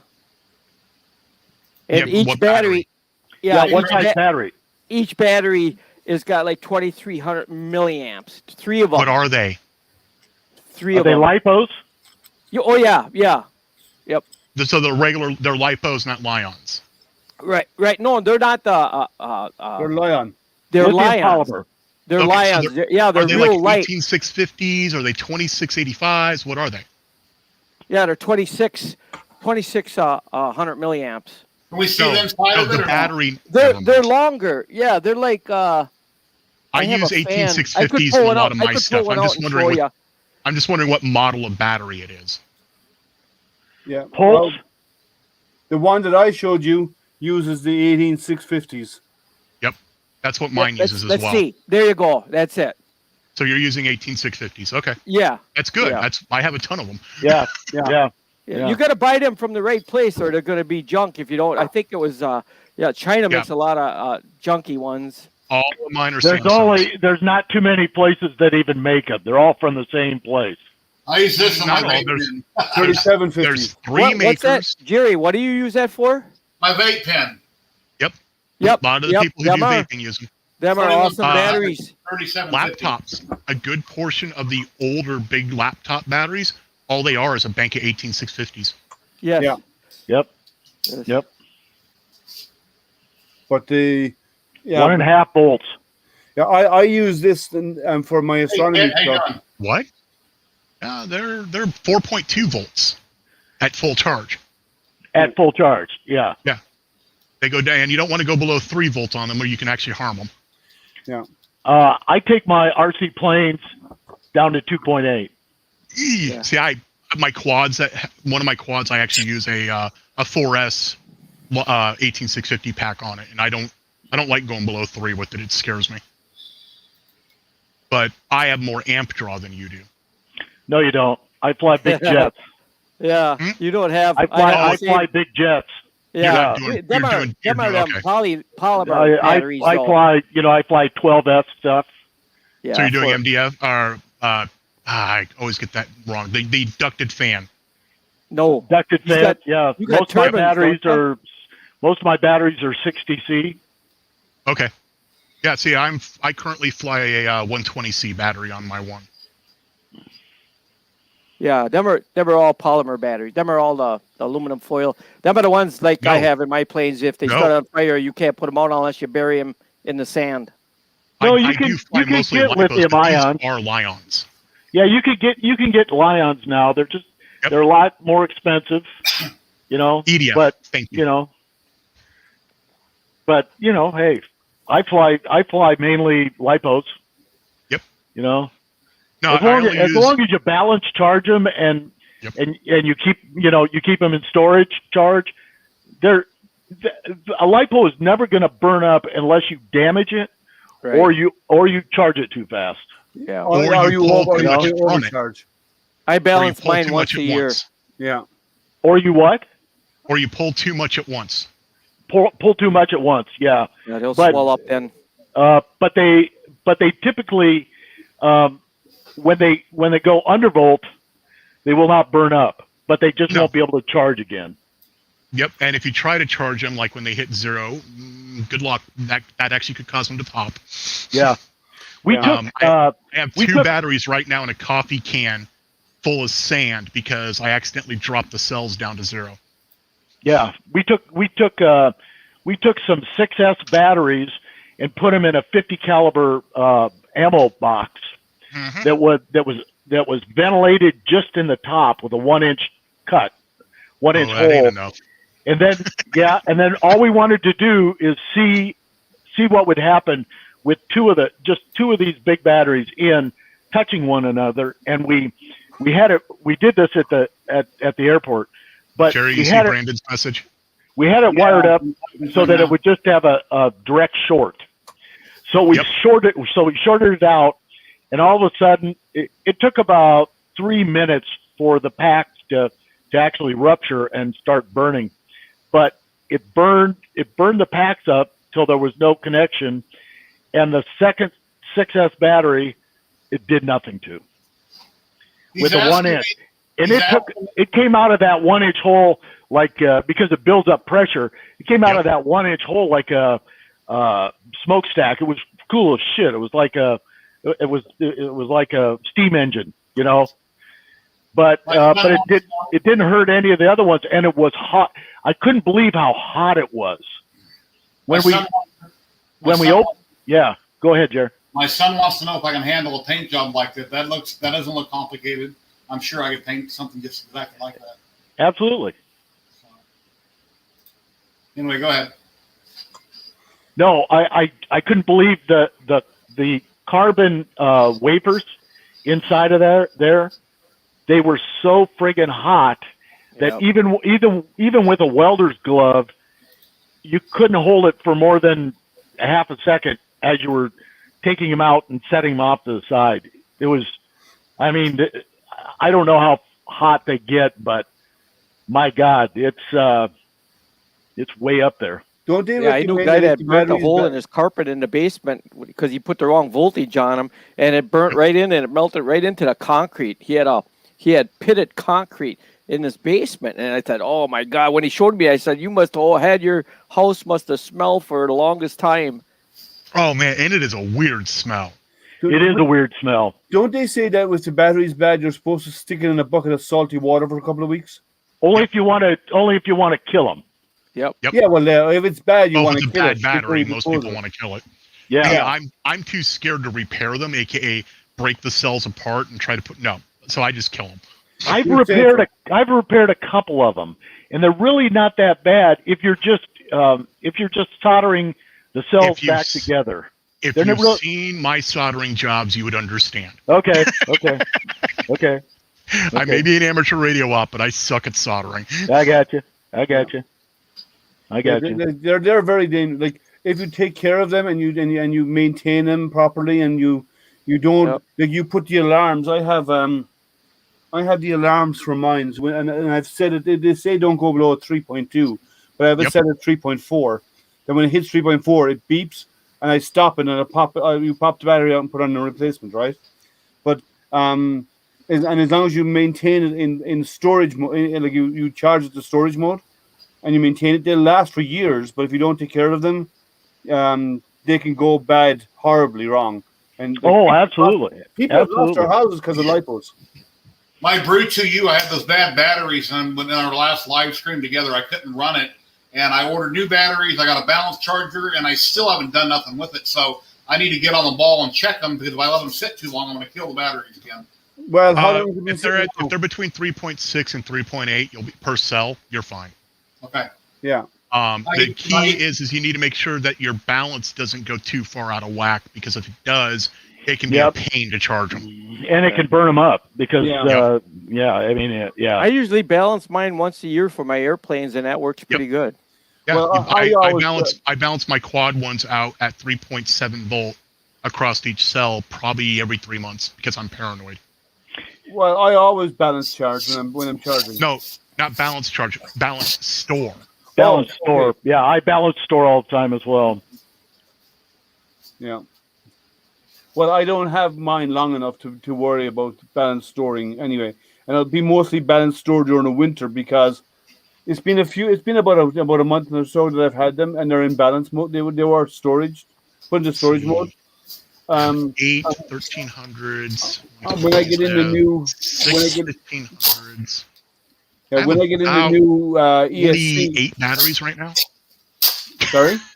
I have about 48 different quad batteries right now, and that's not even including. I won't need that because I'm only going to use mine every now and again. So 2 batteries is more than enough, and with 2 batteries, I'll get an hour and a half of running. The problem with the quads is every one of them that I have practically uses a different milliamp hour or a slightly different size battery. Yeah, I got 1S's, I got 2S's, I've got 3S's, I've got 4, and I'm soon going to build a 6S. Now I got 3 S's, 2 of them, and that should be more than enough than what I have. Trouble's here. Here comes trouble. I've been here all along. I was just doing something else in the background. That was all. How are you doing? Pretty good. I ordered those ESC. I saw the email. I saw the email. So you're going to get them quicker than it took me six weeks to get them. Well, that's what I'm going by. What they say it'll take, what they say, and what actually happens are always different. Like Jerry, that hurts. Like what I was shipping to Renee should have taken 10 days. It's now 2 months. Died. Yeah. But AliExpress, I tend to, the date they give me is pretty close, and they said it was 6 to 8 weeks was what it was, and it took 6 weeks to get here, which was nearly 7 weeks. But they got here one piece. I need to change the battery. Yeah. We can see your charger, yeah. Yeah, that's the one I got now. That's a good reasonable price one. It'll do balance charge and balance store as well. So that's the same one I have. Yeah. Let's see what AliExpress says about my order. Let me see. Message on That's red. crazy. You haven't got those stickers yet. It's been like 3 weeks. Yeah, that's fine. Hey, we've halved the number of planes coming into Australia now, so everything just takes longer because of the shortage of planes, and some airlines aren't even flying down here now. So it's trying to get the piggyback or mail to get to me. So it's no surprise. I mean, your other one you sent me took about 4 weeks to get here. That one you just sent out to me. So these will be something similar easily. I'm not worried. Yeah, We'll get here. Some of your people in the Olympics have been doing great. So congrats. Yeah. It's been good to watch. Olympic swimmers and this and that. I've been watching Olympics. Well, every day. no. My people are doing well in the rowing. Kiwis are doing well in the rowing. All right. I haven't We've seen got the rowing 4 yet. gold medals in the rowing alone. Plus the woman won the Sevens rugby yesterday, which is quite good. Oh yeah, puppy cam's down. My GoPro is way too hot. Yeah. And let's see what it says about my orders. I'm just checking AliExpress. Their site is so slow. So, how long can you run a GoPro till it gets too hot? I mean, is it just getting old, or why would it get hot? Because I was live streaming for over an hour. Works Okay. harder, yeah. Working harder on it. And it's there isn't much airflow right where it was. Okay. Okay, so it looks like my order has already been dispatched for my ESCs. That's good. That's good. So it that means took it's about 2 weeks. on its way through customs and so on. It took 2 weeks to dispatch it when I ordered it. It took 2 weeks to dispatch, and then another 5 weeks to get to me afterwards. So No, mine all happened in the same day. yeah, you're lucky. You're lucky. That's because they may not have been in stock for me, so I just ordered them. Yeah. But they come with a DOOM connector and 2 JSTs for the motors already, so I didn't have to wire anything up. We just plugged them in. It was good. Well, I don't have JSTs on my motor, so I'll have to add them. I ordered But that that's 3 why- weeks ago off Amazon, and the company that it's coming from has a whole bunch of letters in their name, like 30 different letters, all mixed up that make no sense. They gave me a tracking number. When I checked that number with USPS, it doesn't register. So I don't know if I got scammed or not, but I'm still waiting for that shirt to come. Well, try a few different. Did it say it was USPS? That's who's supposed to be delivering it, but when I take that number in the email and I cross-reference it, it doesn't even work. Try FedEx as well, because sometimes they say one thing, but it ends up going through a different carrier. Yeah, okay. But like the one I'm still waiting on that printer as well, the CR10 Smart. Still waiting on that. No idea when that's going to get here. Let's see what Banggood says about that one. He just says it was have shipped. something delivered today.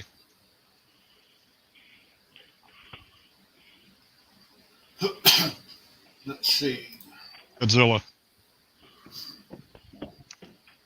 What did you just say? Godzilla? Yeah, somebody sneezed. That's me, I coughed. Oh man, I've never heard someone sing Godzilla before like that. Godzilla! It's always funny when you can watch somebody sit back and go. You can watch their expression as they try to figure out. Did you just say Gesundheit or something else? That was me. So I'm still waiting on the CR10. I don't know. It's probably It's probably in Walla Walla Land somewhere. Yeah, Why are you getting a CR10? I won it. Oh, there we go. Yeah. Oh, okay, cool. Can anybody read that? It says tracking info provided by. That's for the shirt. Look at all those letters. Yeah. Does that even make sense? That's It may do in probably- Chinese. It could be a literal translation of the Chinese characters. That's all. Yoav, if you're still watching, can you read that, Yoav? I can't read that. Or it's base 26 without digits. Yeah. Something. Hey, Carl Fenton. How you doing, Carl? So eventually I'll get the CR10. Eventually I'll have the other laser though, the Sane Smart laser, probably next week. I wish I could get a laser right now, but nope. Yeah. Unless any sponsors out there need somebody to review one. If you should chase them. Nah, I'm too Yeah, lazy to do that. message. Find them on Facebook. PM them. So That you know night, what? I don't have enough videos on my channel, so they look at my channel and go, "Yeah, no." I've had some of that. I've had a lot of people say that, but you'll find some that would look at where the groups you can post your videos on too. I think they're scared he'll get his fur burnt and maybe a fireball on the live stream. That and too many of the units right now that are going out, there's no enclosure. There's no enclosures on the small desktop lasers, but they do provide safety glasses. The R-Tour did come with a shield that drops down over the laser, so you don't see. So it actually, and you can sit it just above the material. So that's actually, so when the side you're facing, right, and in front of the laser, it acts as a shield between you and the laser. And you can put a skirt around it. That way your animals can't accidentally see it. Put something around it. Yeah, see it. But R-Tour are actually doing I think, I'm not sure if it's on their website yet or not, but they will be offering an enclosure for the Laser Master 2 or for those larger lasers, so you can actually put it inside in an enclosure. They are working. I think they're. I don't know if they've offered it yet, but I saw designs for one. So it is coming. It's kind of funny. I want a laser cutter so I can cut enclosures to put over my laser. That's like way back when I built the first 3D printer. I built 7 more with the first one. You did that. You smell like a back dog. when they didn't have kits. Yeah. So many spare parts. Yeah. Non-fam, the ESC that Liam was talking about was the one I got because I found that the 5 amp ESCs were overheating. If you use the D37 motors on it, use the other ones, possibly not, but the higher torque motors definitely were no good for the 5 amp. They draw too much power. Years ago, I put a little hood. I put a little hood over mine before they came out with them orange little lenses. Yeah, that works. Hey, Jerry. I got 3D printed jack stands, miniature jack stands to raise it when I do glasses. I'm actually, I'm thinking of on my K40. I'm planning. I need to design the Z height first. Yeah. But what I'm going to do is I'm going to do an adjustable Z, and then for the bed, and then I'm going to cut out the bottom of the laser and raise it up on a wooden box, and inside the wooden box, then put the new adjustable bed underneath it. Can you see that, Jerry? Everybody can. Okay, so this company is one of the largest balsa wood laser cutters on the planet, and he happens to be in my town. It's so bizarre. And the smaller unit there, that bigger unit will do like a 4 foot by 4 foot, and that's the left-hand unit. The left-hand unit, that's 150 watts, and it'll cut 3/8 inch plywood. Shit, that's big. So the one on the right is the one they started out with, and I'm waiting for him to sell that to me. I talked to him about 3 months ago, and he said he hasn't used it forever. And he said that Very big, Mike. he gave me a price of $2,500, and I said that would be perfect, but then he hasn't sold it to me yet. So I'm just waiting on him to decide. But it's, oh my God, it's friggin' cool. What, Is that 80 what do they like? watts? It's 150, he said. Oh Christ, then it's a really good deal. Yeah. Because you can get them from China that size for about 3,200. My buddy got one, and it's a 80 watt. But if you can get that, it's 150 for that. That's a deal. I mean, he worked. That machine works 8 hours a day, every day, you know. And he's they cut models, guys around the United States design like boats and airplanes and kits, you know, like SIG manufacturing and all that type of stuff. And then they send the files to him, and then he cuts all the kits, and then he sends that out in flat sheets. Yeah. And I've had him cut. I've designed, I don't know, probably 100 planes that I've had him actually cut it because it's right in my town. So I don't have to worry about, Freight or shipping or anything else. Yeah.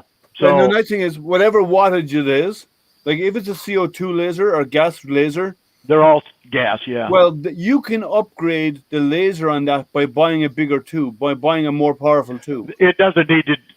I know, I'm just 150 saying, watts. like, if Oh, you have a mean K40 you're just speaking in general? Yeah, in general, you can take a K40 and make it an 80 watt or 100 watt laser by buying a tube. Now you'll have to open up the side of it because the tubes are much longer. Yeah. But you can extend and make it a more powerful laser. Just What about you cooling, may have to change Liam? the power supply as well. What Me about and Liam cooling? have K40s, and I don't know if they're certified by the FDA or not. I think Food and Drug Administration, I don't know if that even applies. No. For a laser, No. I wouldn't think so. Yeah. No, it doesn't No. apply to it. What about cooling though, Liam? If you upgrade the tube, would you need to upgrade the cooling as well? What do you mean FDA certification for? Yeah, you wouldn't. that big one he's got has got an actual refrigerator that Yeah, that you can buy chiller pump. units. Yeah, he's got a very large Chiller, chiller. water Chiller, bath yep. in there, and he just draws from that. Yeah. yeah, but you wouldn't Like have to upgrade your cooling. You would My just buy a K40 chiller. from Momtech out of Yeah. California. Yeah, Momtech Lasers out of California, which is a Chinese company, but they're based in California. And I got shipping in 2 days. I ordered it one day. 2 days later, it's at my house in Vegas. It Yeah, mine took 4 days. specifies balsa and plywood. What about things Oh. like perspex or plastic sheeting? oh, it will do like fiber perspex, no problem. Yeah. It will. There's certain materials you do not cut in a laser. Like you never Oh. cut vinyl because it PVC. releases chlorine gas, which is poisonous, right? Yep. Yep. Yep. You don't want PVC. Or ABS. As Devin found out the hard way. Yeah. Yeah. ABS sheets. No. No, well, see, No. not only does it release poisonous gases, some materials do when you burn them, they also release like chlorine gas from PVC. When Yeah. you cut PVC, it's corrosive and it will eat away the product. Well, sure. It'll It'll wreck eat all away your your laser, laser. your mirrors. Yeah, Yeah, everything. Yeah. It'll damage your mirrors, it'll damage your metalwork, it'll damage a lot, right? So You know how to test a sheet if it doesn't, to see if it's got PVC in it is you heat up a piece of copper wire and you melt it on there, and then you heat it up again, and if it burns green, it's got PVC in it. So chlorine's reacting with the copper. yeah. Yep. That's how you test to see if something's got, if you don't know if it's got PVC in it. So, but so you don't do like there's a list of materials you do not Okay. laser burn, but Good to know. but if you want to do vinyl, you use a cutter. You buy a Yeah, of cutter course, like get a vinyl cutter.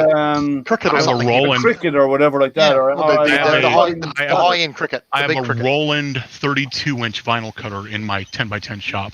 that's the best thing to do for cutting. Yeah, the profession. Yeah. I've got cutter. an aisle line 42-inch. Size. Here we go. Now, Commercial now boys cutter. and their sizes. Here we go. 42 Mine's a inches. commercial cutter as well. For you young people in chat that used to have TV sets back in the day, or actually before you were born, behind Zolon, that's what would happen when you're on the wrong channel back in the day. Yeah, and all you had to Selling. do was hit it, Yeah, that's it. Or get a bigger coat hanger. Yeah. or get a little bit of tinfoil. Bigger coat hanger. Or put your hand in it and stick your You finger. got to in be the air careful and stick your talking finger. about coat hangers. You always got your sister to put their finger on the antenna lead. and point their hand in a certain direction to Yeah. pick up a channel. We're showing our age now. and then when you got it wrong, and your parents came in and you were getting your sister to do that, you got smacked upside the head because you got your sister to do that. My Okay. my brother's kids were like 4 and 5, and they were the ones that had to sit there and change the channel on the dial. He Woke would up, make that them was sit there. gone. Okay, turn it back. Go this way, that way. I'm thinking, Well, oh it's my, who A needs remote- controls when you got a kids remote to get it sister. out? yeah, that's yeah. Okay, so you guys we're all kind of the same age except for Liam and Zolan, which are quite a bit younger. But I saw this meme on Facebook, and it showed this General Electric AM/FM radio with a alarm on it. And if you looked at it, every one of us owned that. You know, it was just an AM/FM little brown radio. And every one of us that replied that we owned Do you it, think I am? Because I own still- one of those. it still worked. Mine still works. And it's Oh, yeah. 40 years old. Oh, it's more than that. I'm 64. Yeah. I was 21, 43 years old. now I was telling my kids, I said, now they have, planned obsolescence. So, if a TV lasts you 3 years, You're doing well. you're doing well. I have a TV that's been going for the last 14 years. I bought it when I moved to the States, and it's still working. Yeah, this TV I'm using as a monitor right now is 9 years old. Yeah. Yeah. So your alarm clock radio is the same age I am, except you need to keep in mind I grew up in Alaska, so add 10 years to me for my technology. Background, yeah, your time warp. So how did it feel, Zola, when you found out that once you left Alaska, people had invented a wheel? Oh man, dude! When I moved from Alaska to the lower 48 in the 90s, and people were talking about music, I'm like, "What do you? Iced tea, vanilla ice? What is this? Drinks?" You're He's listening to the Strauss and Mozart, so that's all he can get on his radio. Big Mike. I grew up listening to Planet X on AM radio.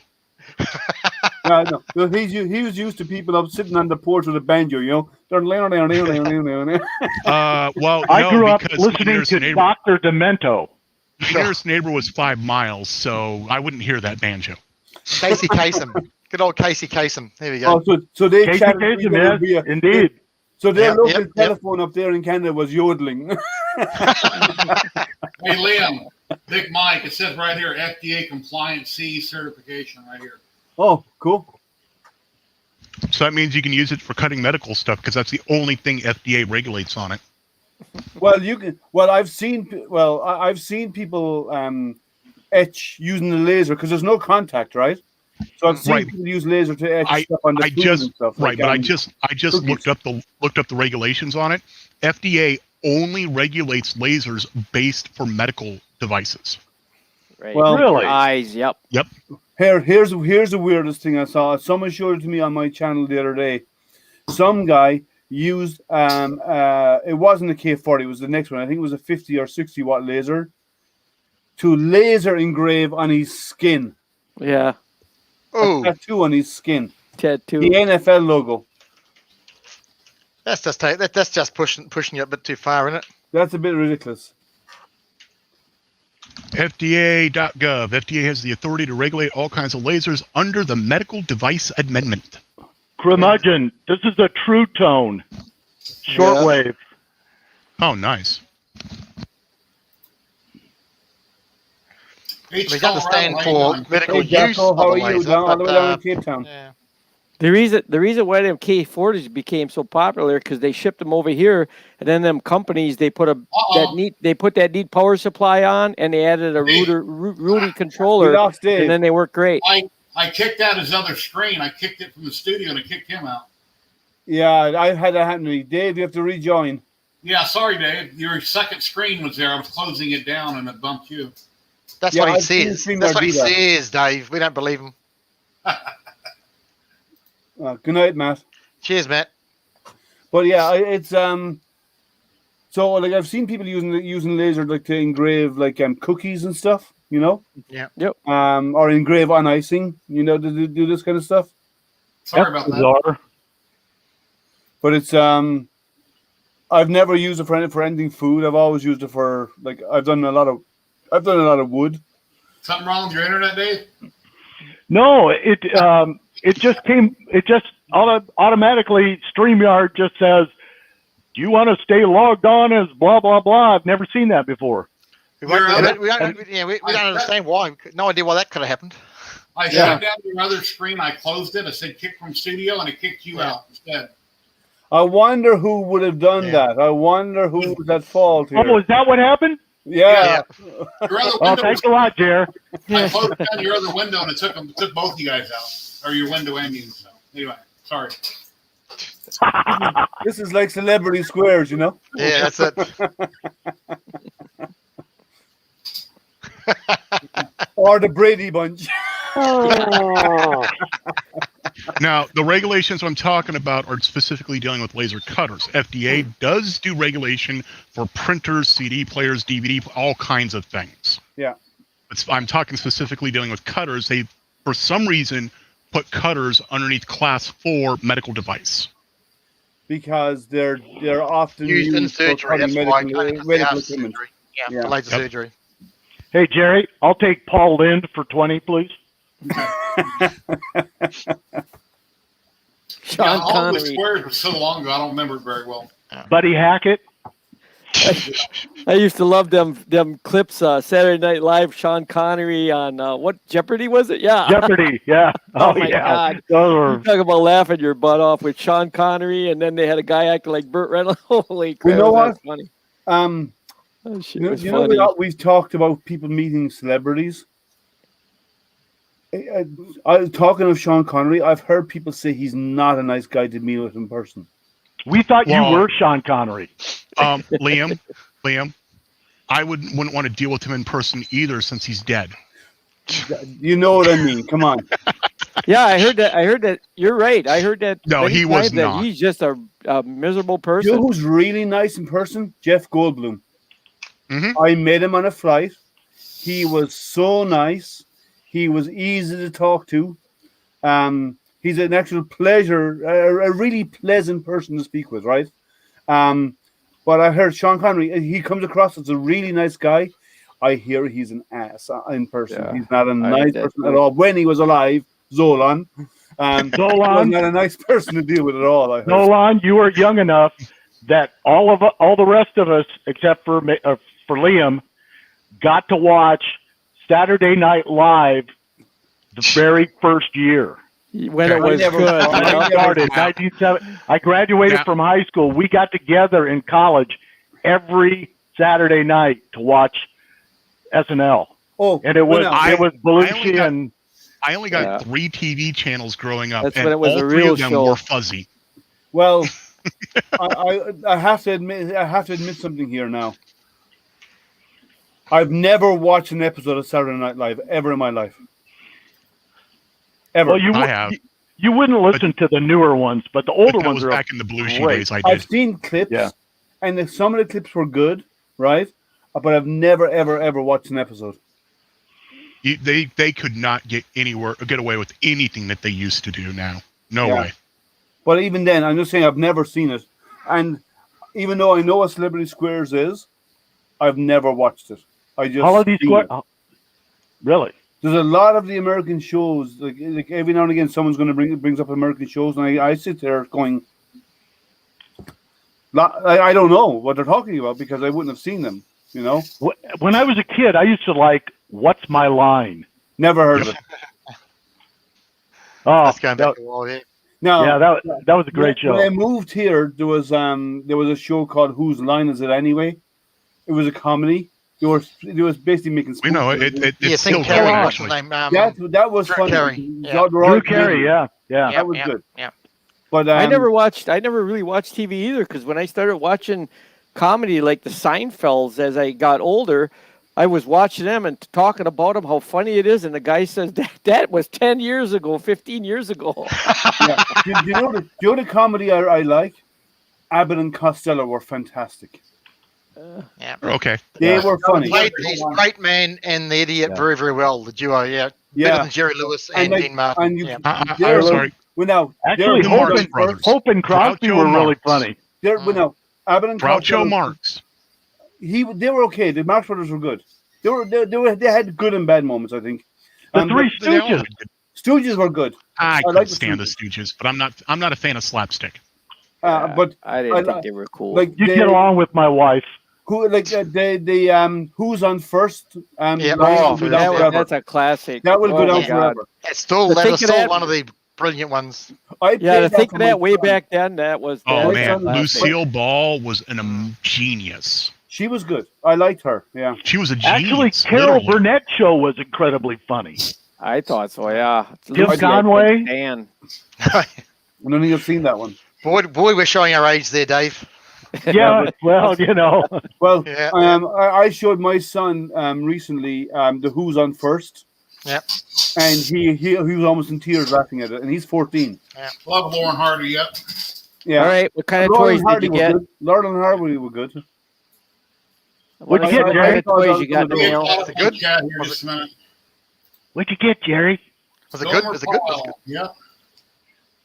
You still have Green Acres, Gomer Pyle, just not. Green Acres. If it wasn't for Lucille Ball, we wouldn't have had Star Trek. Yeah, Mm. yeah. Explain that Star Trek. How do they relate? She They produced were it. the producers. Yeah, yeah. Oh, really? Yeah, Yeah, none of the it was stations. Desi Lou. None of the stations wanted to pick it up, so she produced it. Yeah. Yeah. Wow, I didn't Desi know Lou. I thought it was too radical with the stars in it, with the people in it. They thought it was radical because there was a black female officer on the bridge, Apostle. Yep. And an Asian and a Russian as well. So. and an Asian and a Russian all in Yep. one. Yeah. Yep, Lost in Space. I love all And those. because of the alien, you know that in the very first time they ever did Spock, they were actually, and when they were doing advertising of it, they actually advertised it without the ears because they thought it'd be too controversial. Really? Right. Nowadays, people get too butthurt over every little thing, and people just need to get over themselves. Yeah. I agree. Really, I gotta. When I get old and can't run around and all at my age, I'm still hyper all the time. But when I get old, can't do it. I'll have to look and watch all the old shows like Johnny Carson, where they got none of that Yeah. politics. Yeah, Johnny Carson was he had some good stuff. Who's a Star Trek aficionado? And I On don't the- mind a bit of on Star the Trek. line. I don't mind a bit of Star Okay, Trek. There's a whole- so I was watching a documentary, and I don't remember who it was, but somebody else was supposed to play Spock before Yep. Nimoy. Yep, Who Nimoy was was it? not the original pick. no. What was his name? I'm trying to remember. I don't his remember. name. Well, Shatner wasn't the first one either, No, he No, he was not. Yeah. And Shatner was not even the actual first one. right? He was. No, there was a guy before. Martin Shatner. Landau. Martin Landau. Martin Landau. Right, Yep. right. Yeah, Mission from Impossible. Space 1999. There we go. He ends up in Yeah, Space 1999. Yeah, and they were That was actually a good Nimoy and him Yeah. were on the same show. I got the rest of it here somewhere. Here you go, Dave. Here you go, Dave.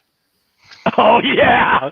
Oh yeah! Right. Yeah! Oh, Late wow. 1999. Yeah! Oh yeah! That was like Yeah! Yeah! Here we go. I No, bought the yeah. files from the guy that redesigned that, and there's like a million little pieces. Every one of those little tiny braces, I had to print them separately. I've never put it together, but I do have that. Yeah. There was a guy online that was another printing them out unfinished 4 foot long. That's another unfinished project. Yeah. Well, Well, I'm just giving you a hard time, Jerry. How about The the trick is, original? How about go Doctor for Who? small rockets. It's easier. Small rockets make it easier. Oh wow, I didn't know that. And- Apparently, the guy who played DeForest Kelly almost Yes. became Spock. And you guys got no excuse. You're Really? retired. You I should have know all that. day to build sorry, that stuff. sorry. Here we go. Here we go. That's for a child's mobile. I've got a set of 4 of them to go for a nursery. Oh, cool. And I'll show the picture here. I'll bring the picture up. Here we go. Let's do this. Yeah, sure. I've got to print this. I just need to print the star out to get the You know, the live long and prosper came from what is it called? The Jewish version of the Bible. What's it called? Anybody Well, know? Remember? Oh, I from wasn't the listening, T. sorry. Starts with T. The Torah. Torah. Yeah. Torah, So yeah. it actually comes out of that because Nemo is Jewish, and it Yep. came from out of the Torah, and he started. That's where that came from. So they're basically just for a child's mobile for a room for a friend. The one up for the nursery. So I'm making them for a nursery. Okay, Cool. this is a true story, guys. I have a chef that is a Star Wars freak. I mean, a freak. I'll go in there tomorrow for brunch, and he'll do the That's Star Trek. That's Star Wars. Star Trek. Yeah. Okay. Yeah. He named his kid Leave, and his middle name is Long, and his last Prosper. and his last name is Prosper. Yep. Okay. Jack Lord Liv, was Liv, set up Liv for, Prosper is his instead of William name. Shatner for the I hope he's teaching his kid how to fight. Yeah. We have the Star Trek Fest. I live in Iowa City, Corville, and Riverside is where he was born. And Did you know that the Star that's Trek 20 Fest was miles originally from me. founded by women? That's 20 miles from me. Cool. So we go to that every year, and it's, oh my God. And they just Almost- kind of, yeah. Almost all of the Star Trek fandom conventions that started were founded by women. No, cool. And then they met Shatner. Let's go. Yeah. Put them right off. I agree. Well, I wouldn't even just say nerd. I would say, in the past, you were popular in school if you were a jock. Yeah. Today, It's still that way a little. it is The to some jocks extent, grow but up, live in a trailer park and work at Walmart, and the nerds build the world and they're rich. Yeah, but the nerds are the kings right now. Let me tell you. yeah, it's smart kids. Unfortunately, none of us are rich. I was in the AV club. Yeah, none of us are Nerds rich. are what? The AV club. I was in the AV was- club. I was in the chess club, and I was Yeah. in the Latin club. Now this is Yeah. 1970s. I did ran the talk- computer talk- lab. talk- I talk- was year, I a was, band uh, geek. My freshman year, I was the chess champion. That's Very it. cool. It's strange, isn't it? It's strange.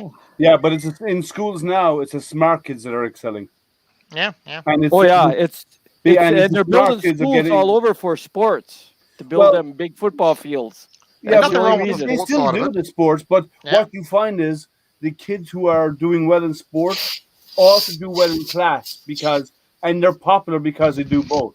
Before you were either one or the other. Oh, that's not a pretty sight, Jerry. That is not a pretty sight. Boo, boo.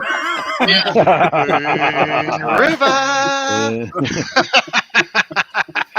I thought you quit crack, Jerry. Well, I didn't have any crack shown there. We don't want to go there. That's a southbound tunnel we don't need. No. But the That was just lined up perfectly there, Jerry. Sorry. no, but it's all about nowadays. It's the smart kids that are the popular ones in school nowadays. You still have the jocks, but it's more the smart kids are getting a lot of recognition nowadays. You know, You talk about pictures like that, like when Jerry was standing over there down at work. I had to set up a camera system to look at all these adhesive units that were running, and I had 6 cameras, and they were looking at different angles. So then when I went to work on them, they would look and they could see me working on them. So what I did was on a printer on the computer, I printed out a little cardboard cutout of me, and then I taped it 2 inches away from the camera. And then it So you always were looked there. like I was sitting there working on that adhesive unit. Yeah. Someone did that for their computer monitor. They just put out the top of the head and just stuck it on the monitor. So all you see was the top of the head behind the screen, and then they're working hard at their desk. Just saw like Yeah. the top 6 inches of the head. Okay, so do you remember back in the back when Windows first came out, they had a screen that you could be on Windows. You could be doing something in the background, and all you had to do was hit a key, The and boss it would key. pop up with Yeah. So it would Boss look key. like you were working on something. Yeah, the boss key. Yep. Yeah. yeah, you can still that's still there. You can still get those. It's Yeah, And the then boss key Excel still has it exists. built in as well, and it was actually first used on the Apple II. yeah, they're still out there though. I have Apple- two cyber. Yeah, I've got 2 CyberPower 1500 VA backups, and most of my printers aren't running. I don't use them that often. And I kept saying for the last 6 months or so, I need to take one of them, put it in my resin room, and hook up my resin printers to it. So if I ever have a power spike or something goes out, it'd work. You know, they'd come on. But our power never goes out in Vegas. We very rarely ever have glitches.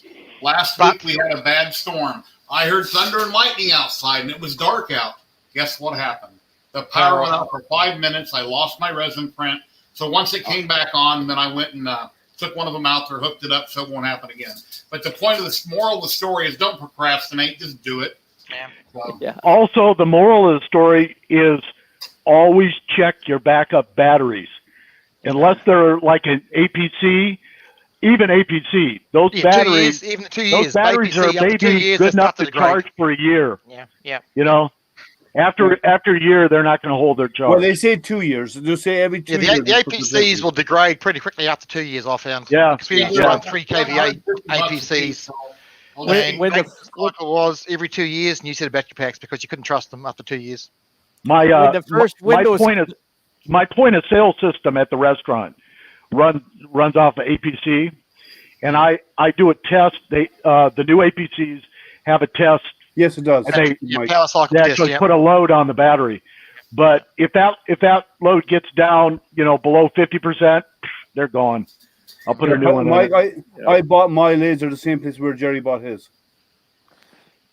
Back when they first came out with the Windows and the first one that had the paint on it, my buddy would always mess with me, and he worked in the office, and I knew the president was coming down to take a little tour of this little plant, part of their big plant.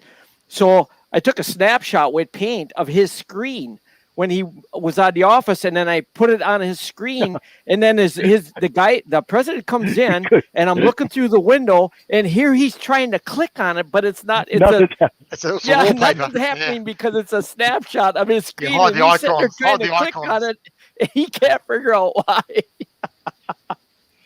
Yeah, They've done that. MS Paint came out in Windows 1. It actually was part of it. The question I'm wondering now is I can't remember when print screen actually worked in Windows. Oh, it was forever. It was It's been forever. there from the beginning. It might have been It did not. 3.1.1. Yeah, it didn't. Yeah. I can't remember. But My speaking son about told me about the word snip about 6 months ago. So now when I want to catch something on the screen, I just type in the word snip. It pulls up an app. I just draw a box around whatever. If you have OneNote, Shift Windows key S. Done. That's the shortcut for it. Okay. I use it heavily in my day job. I use Hard Copy Pro. Yep. Yeah, I use OneNote. I use Snippy. I was always a computer geek. I miss my Remember Commodore when they didn't have a lot of spreadsheets and all that, and they came out with Quattro Pro? Yeah. Quattro was a good I do spreadsheet. remember, Quattro yeah. Pro was a good spreadsheet. I enjoyed Oh, using that. Lotus 1, 2, 3. I didn't like Lotus 1, 2, 3. No. I'm sorry. Anything Lotus makes me flash back to Lotus networking. IBM stuff. Yeah. Oh God. Yeah. It's saying to when WordPerfect came out, WordStar was better than WordPerfect. No. I found. Oh, Okay. none of the network cards would work. You had to use the IBM network cards. None of the NICs, none of the standard 3Com NICs would work in anything. It all had to be IBM. It sucked. Okay. Yeah, I used to work on Token Ring. There's no such thing as Token Ring. There you go. BNC I actually used Token Ring use the Token Ring terminators BNC as dummy terminals loads. and terminals. Yep. I use them as a dummy load on my radios. And you know what? They were expensive as hell. Back in the day, they were expensive as all shit. Oh yeah. I was just going to answer your question, Big Mike. They don't come with a cutoff switch on the lid. I believe Jerry added one. I did not. No, I didn't. So you can open the lid while it's running, but there is mods out there and instructions of how to add a cutoff switch. Mine doesn't have one, and I prefer it that way because the only person who uses that laser is me. And, Wear your glasses and you're fine. And I'm smart enough to wear my glasses and not put my hand in when it's running because I want to keep my fingers. So and the worst thing about it is the CO2 laser beam you don't see. It's invisible to the human eye. Yep. So the light comes from mirror 1 to mirror 2 and across mirror 3. So while the head is printing across, you don't put your hand anywhere over between the two mirrors because you know you're going to interfere with the beam and burn your hand right on the beam. So it's you have to use if you wanted to shut it off when you open the lid, you can mod it to do so.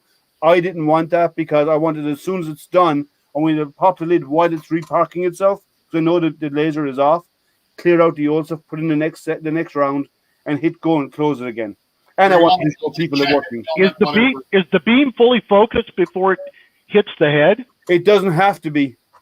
Oh yeah, it is though. Here's I still got a scar on my thumb right here from Okay, this is why the second mirror. Yeah. The second mirror, it's tough to see because it healed, but I still got a little flat spot. That little dot right there. See it. Yeah. And it's not fully focused because what happens? And that's only a millisecond. That's a millisecond. The beam is wide. It's Well, fairly here's wide. after 5 minutes. Look at that shit. Yeah. Really? Yeah. Hey, dude, come, Yeah, Jerry, I know somebody that can resin print one of those for you. I wish I could make my avatar face palm right now. But so is it dangerous? Yeah, because it's a laser. It's a focused high intensity beam of light that will Exactly. actually burn through stuff. But That's why they put a warning label on the front of it. yeah, well, it's the reason why I had the lid. I opened the lid on mine is because I want to show people you're not doing it right. You have to show the back of your hand like this. Yeah, right? yeah. You suck at doing that, Dave. Keep working on it, Dave. Keep working on it. We'll get there. Yeah, so you have to have your thumb flat. Yeah. There You was- have your finger, and it goes slides on oh, top. I can't remember the name of it now. Oh, well. Yeah, when I built my laser, they didn't have 40, what they call 4K or 40Ks. When I built my laser, I just ordered that box and the mirrors and that. When I was focusing it in, I had a paint stick on the last mirror, and I'm thinking, well, what the heck? It's got to be focused in that. Finally, I put it up to the light, and I thought, holy crap. I actually took a piece of my hair off, and I could slide it through the hole. That's how, Went right through the how back. perfect the beam was. Hey, Big Mike, do you have a link to the FDA regulations that you're looking at? Because I don't think it needs to have a cutoff switch for that. yeah, Because if it did, they couldn't ship. They couldn't sell it here in the States. Okay, what's the $3,000 or $4,000 laser that's really polished? A lot of people buy. the one that I won't touch, but I want to. I think Greg has one. Epilogue? No, it's not the No. epilogue. It is the Yeah, epilogue. Oh, them are like It's 17 grand. expensive. It's Up laser cutter. Hang on. You have to have internet. You got to go through them Yep. for all your files. Oh, Yep. there's two of them. Yeah, one copied up called the Glowforge. Dremel. Glowforge, yeah. Glowforge. Yeah.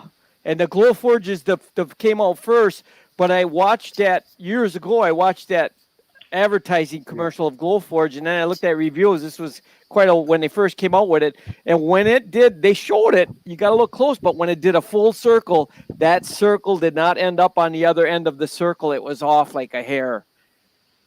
And then when I looked at some reviews, I heard that when they do a circle with the laser. I think they fixed that. That was only a stepper motor thing that it needs to be calibrated. But the Glowforge are good. But yes, you do have to have internet access for it to work.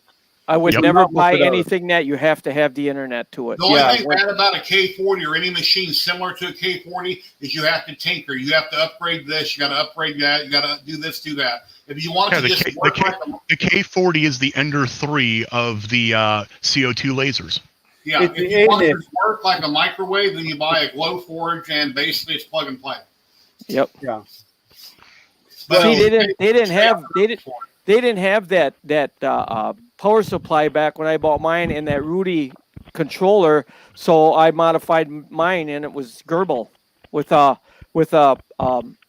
Arduino board. Yeah, I don't have a Gerbil board on mine.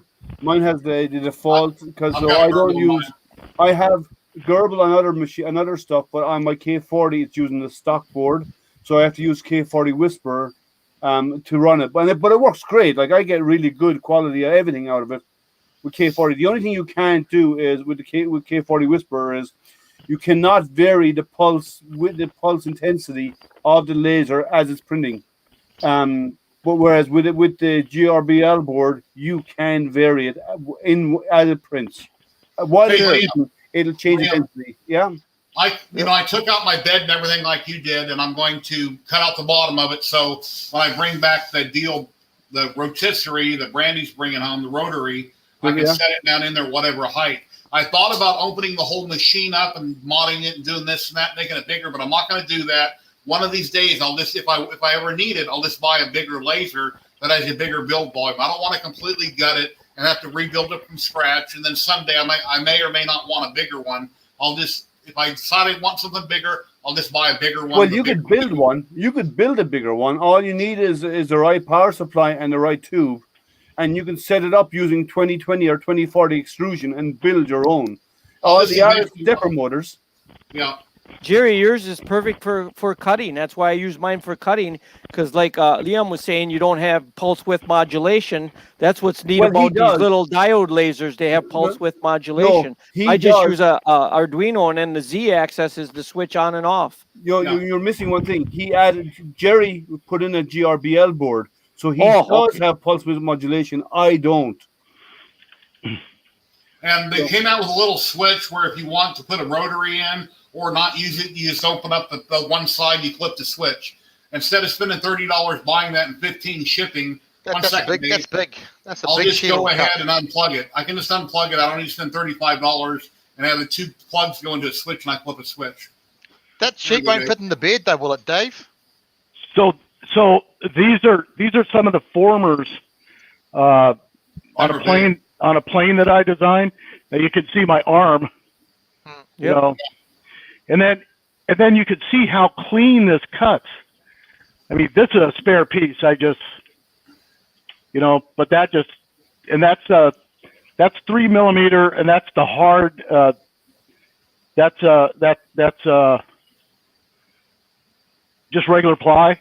You guys know what Dollar Tree foam board is, right? Dollar Tree foam board. Yes. Yeah. Before I got into 3D printing, You can see that by reducing the intensity down. This is like 10%. And so, and when I do it in CAD, I have to make it green. The red is 100%, green is like 5%, and then I can mark all the pieces. So And then I have to put, back in. Yeah. I have to put little tabs in it, because the very first one I did, I don't know, 15 years ago, I designed all the parts to just fall out. Needless to say, he was not very happy because he picks up the sheet, the whole board's he's covered. got a 4 by 4 foot sheet, and he just lifted it up, and all the parts just fell out. And I had to pay a little extra for that one because it took him a long time to clean up, put all the parts back up. But I use it for that, so that's why I want, I need something really big. A small laser would be fine. I mean, just for fun. You could build your own laser as big as you want, as powerful as you want. You just buy the tube and the power supply to run it, and everything else is just 20/20, 20/40 extrusion. It's like a CNC machine, but it's just, except that you have a few mirrors, and that's it, and a focus lens. That's it. You typically don't use 20/20 extrusion. You use big steel welded extrusions because they have to be. You could bolt together with 20/40 extrusion and be fine. No. You're not going to over a 4 foot area. You're going to get some drift. It's too hard. The aluminum. You're right. You're right. I did it. I took my laser out of my machine and I stuck it on a CNC. It's too hard to hold that accuracy with that kind of setup. You have to have very tight tolerances on your Thompson rods and bearings. You like if you took the extrusion and you used the wheels like on your CR10, you would lose it too much. By the time you got out 3 feet, you would start to lose the focus. Yeah, you have to have linear rails to guarantee everything is perfectly aligned. Too hard to keep it focused in because I had my system on my CNC and I learned that years ago that once you get too far out, the focus goes away and you can only focus within a certain area. Yeah. So I took the controls and put them back in my box where I had no problems focusing 11 by 7 inches. Before I got into 3D printing, I had Dollar Tree foam board planes that I was building, and I had a ton of RC stuff. One had an inductive fan, a jet I built, and you can go to flighttest.com and you can get the files for free. Yep. Cut out the templates, use a razor blade, cut them out, or pay $20 or $30, and they put them on their laser, the Dollar Tree foam board, and they cut them out just like what Dave was doing there, and they're perfect. You just get them, you cut out the little connectors like on Dave's there, and they were all done on a COC laser. It sucks. I need a laser and I need a CNC because I need to be able to do carbon fiber as well. Yeah, you've already got the vinyl cutter and you got the printer. Yeah, just get a bigger shed to your place. You're okay. Well, I also have a die sub printer and I have a laser transfer printer and They all came down in price compared to years ago. I mean, them CNCs, you can get some awesome CNCs for $2,000. You can I got build no place a to put it at the CNC for moment. less than that. You can build yourself a CNC with a 3D printer and buy aluminum extrusion. You can build your own CNC that'd be really hefty and strong. Hey, Chris, I remember when you weren't into resin, and now you are, so just keep listening. Eventually, It's just little steps. It's all jargon. It all makes sense in the end. Jerry, just don't use the laser, your resin. This is a yak made out of made out of foam, packing foam. Yeah. And What's your cross piece across the wings for the strength? What's that holding the wing in? This Yeah, Carbon things tube. carbon fiber arrow. that- Okay. Yep. Oh, okay. Right. Yep. And then I bet I've flown this 1,000 times. Got a little 3S battery on it. I'll take it out and do. I like flying 3D, so I'll just take this. Turn it up on in and fly it like this. Oh, I can do incredible 3D stunts with planes. Yeah. Here's the CNC. Here's a CNC I built 30 years ago, and it didn't cost much at all. And all these companies had these big kits. They had these big kits and stuff, and they had so many parts. And this thing, I designed it. It's only got like 20 pieces. Oh, you use like iron pipes? No, them are. See, I got lucky. Them are Thompson 1-inch rods How Oh did you get them no! molded? and bearings. I Jesus. got them free from down at work. Oh my God, those would be. So I got expensive lucky. as I hell. still got piles of them bearings. Them bearings are like $90 a piece, and I got a box of them yet downstairs. Wow. That's crazy. I miss being in construction, man. When I was in construction, I got so much free stuff for the last 20 years. You wouldn't believe the amount of free stuff that I got off job sites because of my position I was able to get. Yep. Well, I'll tell you, Rockwell's headquarters are here in Cedar Rapids. Used to be Collins Radio, and their headquarters is now in Texas, but their main areas are up here. And you can go to their. They're kind of like the government, where they're going to use their equipment for 60% of its life and then sell it, instead of using it till it's dead and then selling it just as scrap. They use it for 60% of its life and then sell it, because they always need the equipment to be 100% rather than 60%. I was moving a plant. I was moving a Kimberly Clark plant, and they were going to throw this stuff out. And Absolutely. I says, hey, you give me a red slip, give me a slip to take it, and sure enough, they did. And get this, hey, we had giant drive cabinets that were portable for like from 60 to 300 horsepower drives. And I kid you not, because of the way it was designed and stuff, we could use that. And then because the way their accounting did it, they were brand new and they junked them. So people wouldn't steal them. We had to drill big holes through the motors To get them out. It was crazy. These motors were thousands and thousands of dollars, these DC drives, and we had to drill holes through the frames into the coils so people wouldn't steal them and use them, because that's just the way it was. Research and development. Dixon, they sell. Rockwell has a surplus store there just in half hour from us. Yep. And you go and buy their surplus equipment. So this friend of mine builds hot rod frames, from scratch. He builds hot rod frames. He went there and he got a 8-foot by 15-foot piece of 1-inch steel that had been milled 1/1000th of an inch all the way across its surface. And he went to go buy it, and all he had to pay for was scrap price, because they didn't want to haul it off. So he had to come in there. It was several tons, but he came in there with a flatbed, lifted it up, and they took it to he's got a huge shop, and then he built a big frame for it that can roll around. So now he rolls this around and he welds the frame directly on that top. It's 1 inch thick. There's no deviation at all in it. Yep. We designed a special giant rotary tampon machine, and it had a special made stainless steel chain with these special curved links and all that. $100 a foot, and we had to chop that up and throw it in the scrap bin. No.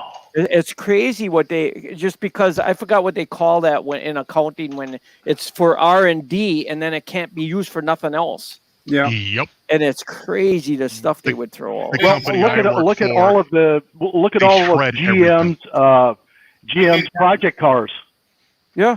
None of the project cars. Yeah, that's like you were talking Rockwell. I know exactly what you're talking about. I program RS Logics and Alan Bradley, all Rockwell stuff, programs and stuff for drives and all of that, computers and Barry, you okay with me robots dropping an and- image link in your chat? crazy what that stuff cost. Okay. Well, like they do the You same should- with computers. You know, Yep. they do the same with computers. They scrap them off, and they're like full blown servers that are perfectly functioning. But because they've reached a certain age, they have to get rid of it. You know. Hey, Life Zolan, cycle. before the pandemic, shipping containers were like $2,000, and now they're really rare and hard to come by. And the ports are back. Actually, they're not as rare and hard to come by now, but the 50-foot high tops I was looking at for $4,000 are now $8,000. Wow. You'd be fine, Zolan. You could bury it in your backyard and make a great hurricane shelter as well, or a do- tornado Guys are shelter. making Do tiny not houses out bury of them. cargo containers. They are Yeah. not made to take weight on the sides On or top. the top. What is that I'm looking at? Hang on. I'll just put it up on my OBS. Oh, that didn't work because it split it up. Yeah, no. Hang on. Let me just share my. Let me share my. Yeah, people were buying Window. them for $3,000. They were buying them cargo units. Yeah, just So- also the cost of changing them with the insulation and everything else and cutting out the panels. It's just Yep. they're very What- expensive for what they When are. I first quit working for the evil empire called Microsoft, I decided to try and start my own custom shop, and I did T-shirts, hard press stuff, the ceramic tiles there, that slate. I did it stuffed all. animals as well. Looks like stuffed animals. No. That's good. Actually, that was my service dog who we had to put down recently. Anyways, to the left that you don't see in the picture is my heat press, my vinyl cutter, both my printers. I was actually making stuff at this event on the fly. And as I said, I realized after I did that for a while, I just don't like people enough to keep doing it. That's why COVID's great. I love COVID. Love this isolation Yeah, I mean, crap. It's I great. made lots of stuff.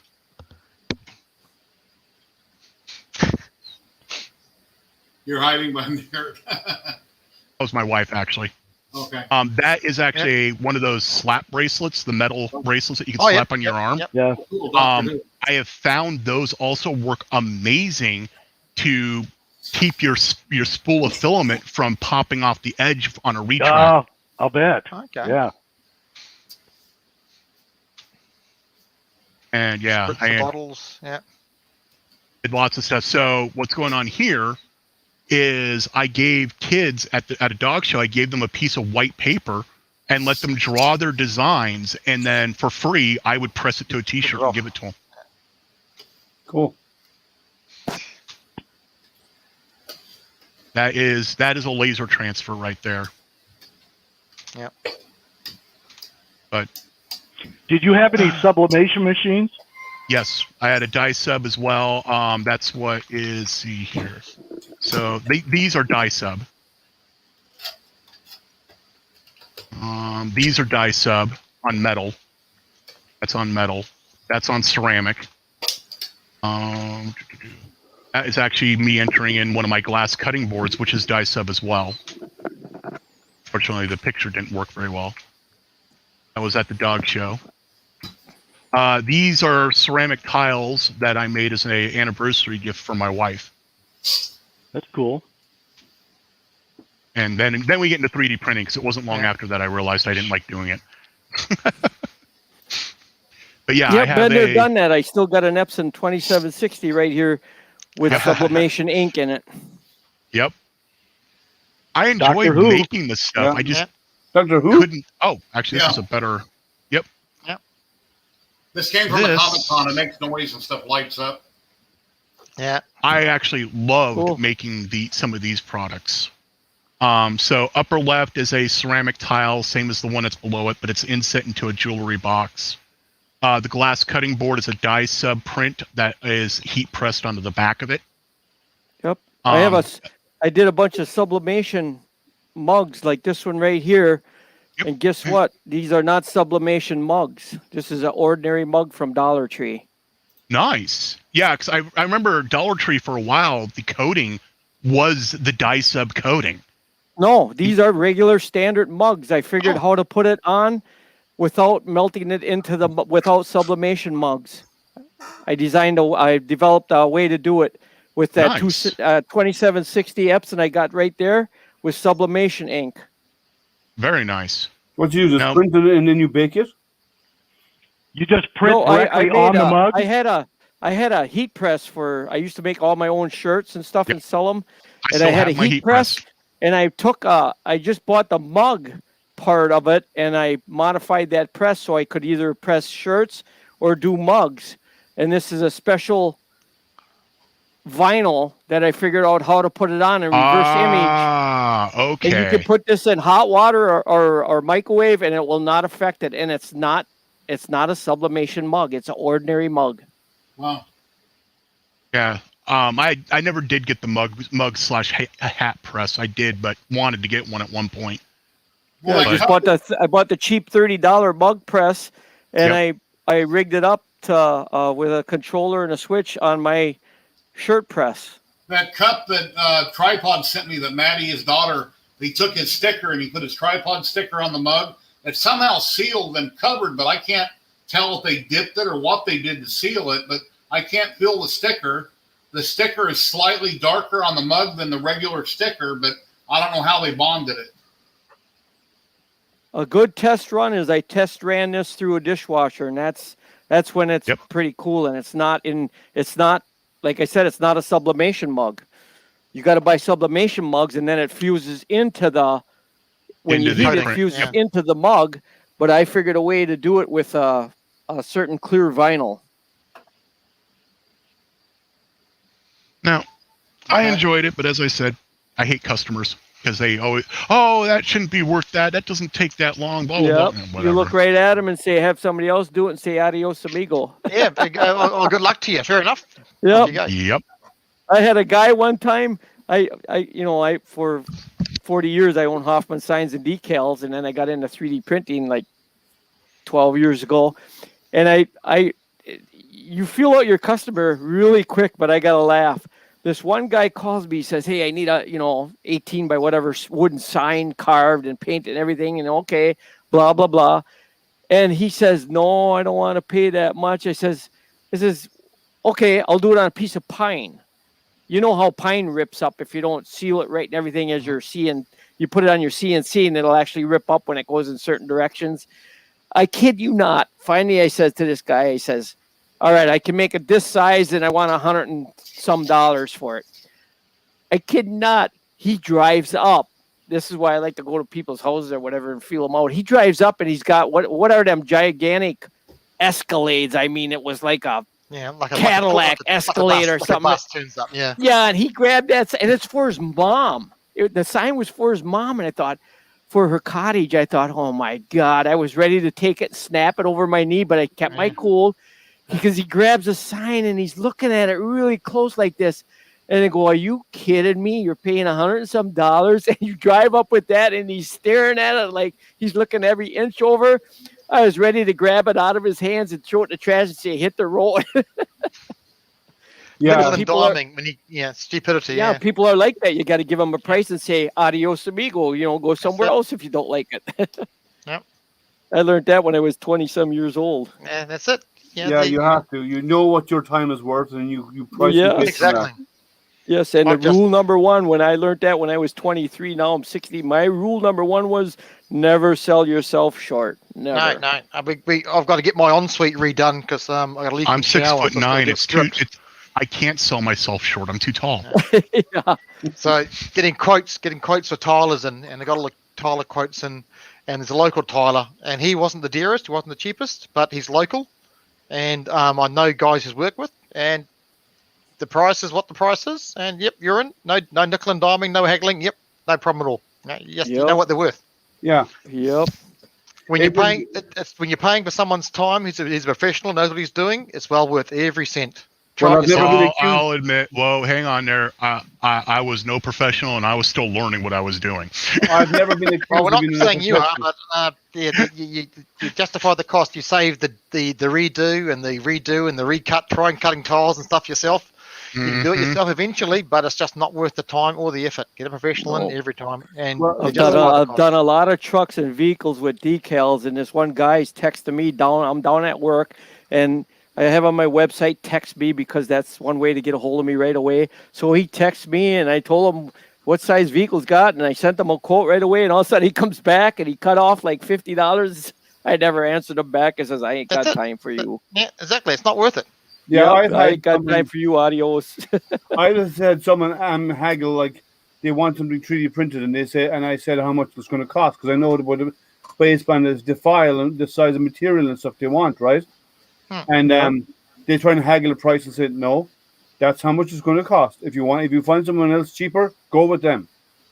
And I left it at that because you must remember you pay you get what you pay for. So if you pay pennies, you're not going to get good outcomes, right?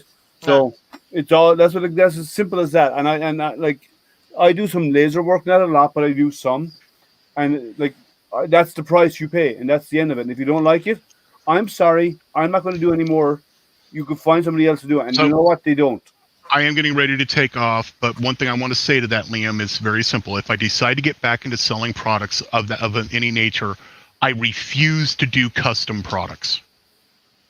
Never again. I don't mind doing custom stuff myself. What do you mean? That's what you got to do. That's where the big money comes. I did that all my life. I can't. You can't make. I'll design a camera mount for a drone or something, and then I'll print 100 of them and put them on Etsy. I am not going to do anything custom. I see what you're saying. When I say custom, I'm not doing custom orders.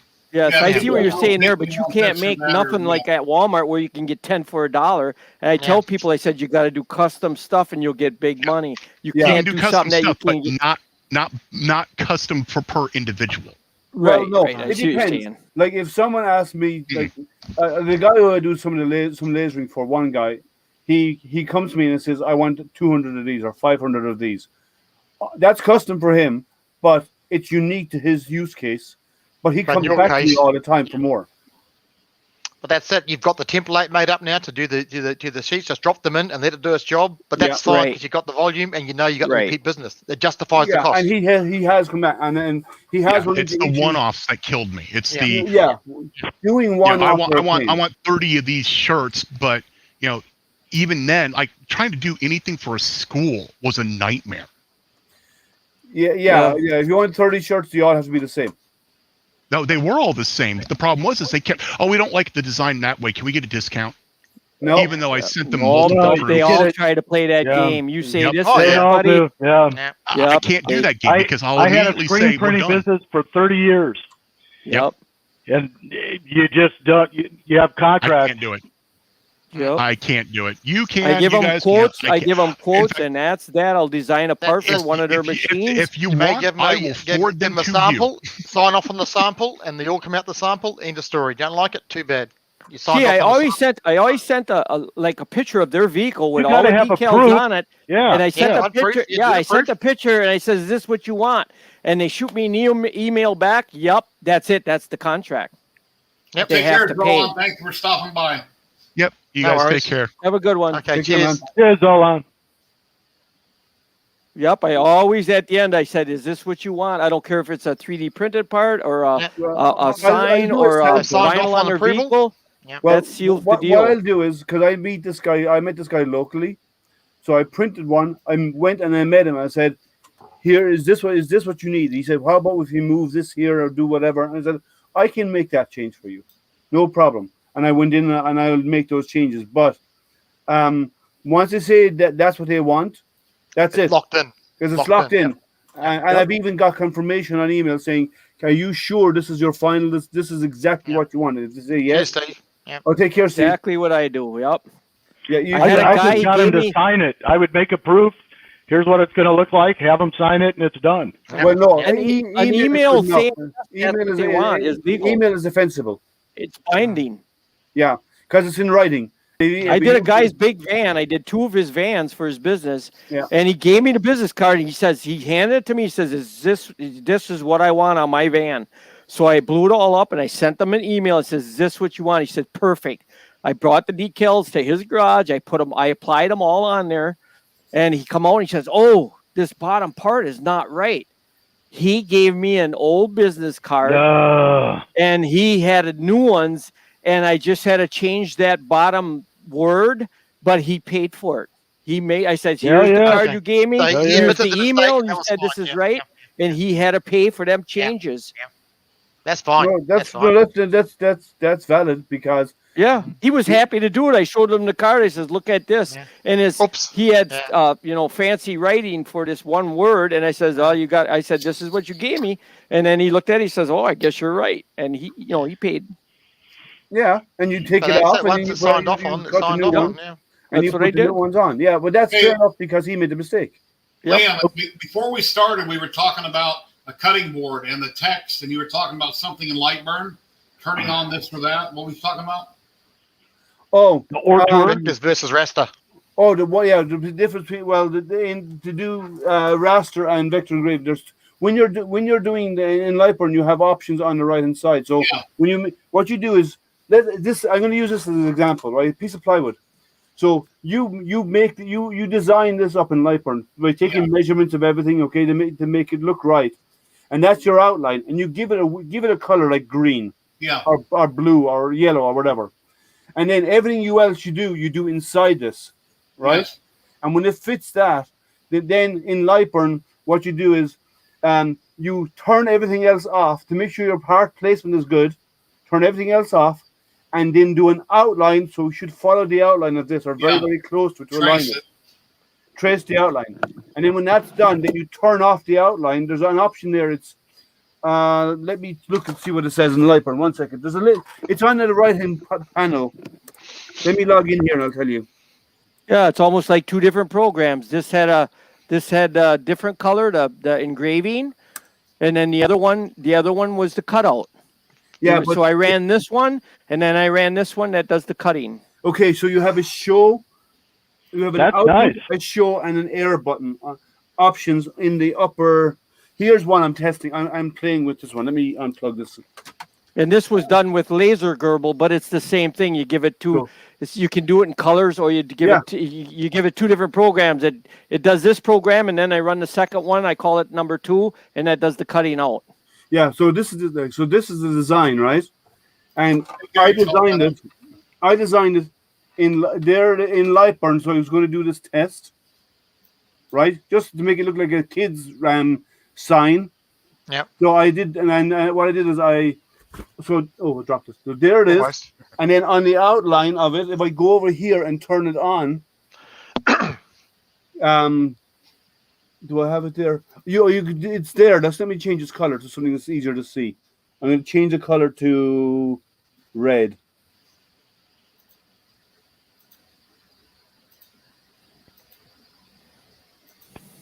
Now let me go something even darker. I'll change this color to something like a dark purple, maybe.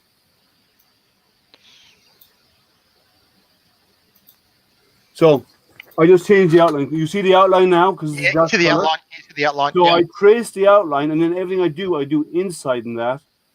And then when I'm doing the raster engraving, because this is raster engraving, right, passing over and back. If you do raster engraving, you should also trace the outline of it and do a vector engrave on the outside. And because if Clean up the edge. well, yeah, I'll show you in this here. If you look closely at this, right, you see the black line on the outside. Yeah, there's a nice clean boundary on it. So The darker boundary. this infill is all the raster stuff, right? And then the black line on the outside is the vector engrave to clean up the edge to make it nice and crisp. Yeah. Yeah. And you run that last. The And vector out. in this case, I did 3 passes. So it's actually a deeper burn. And I did it slow. Well, I did it less power, 60%. And I slowed the speed down because I don't want too much jerking. And I went around every single letter and everything. I went around it all. And it really crisps and cleans out all the edges. Because when you're passing from here to here, the laser, as it does a raster engrave, the beam starts coming on. So it's creating a bit of a fuzzy spot at the start. And then burns and then powers down, right? And as it's doing that over and back, because laser Gerbil will do that, as it does that, you get this kind of a little fuzzy area along the edge. And I'll give you an example of it. If you look at these letters, they're not as crisp at the edge. You see that? Yeah. Because it's got that start and stop. Yeah, that little Because it's got the ghosting start on the and stop. outside. So you do a raster first to do all of the infill, and then you do a vector outline so it cuts a nice clean solid edge. Okay.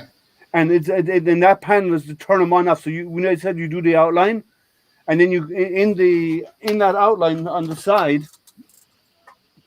you go in and where it says show and output. Yeah. The show only displays it on screen because the show and output is over here, right? Yeah.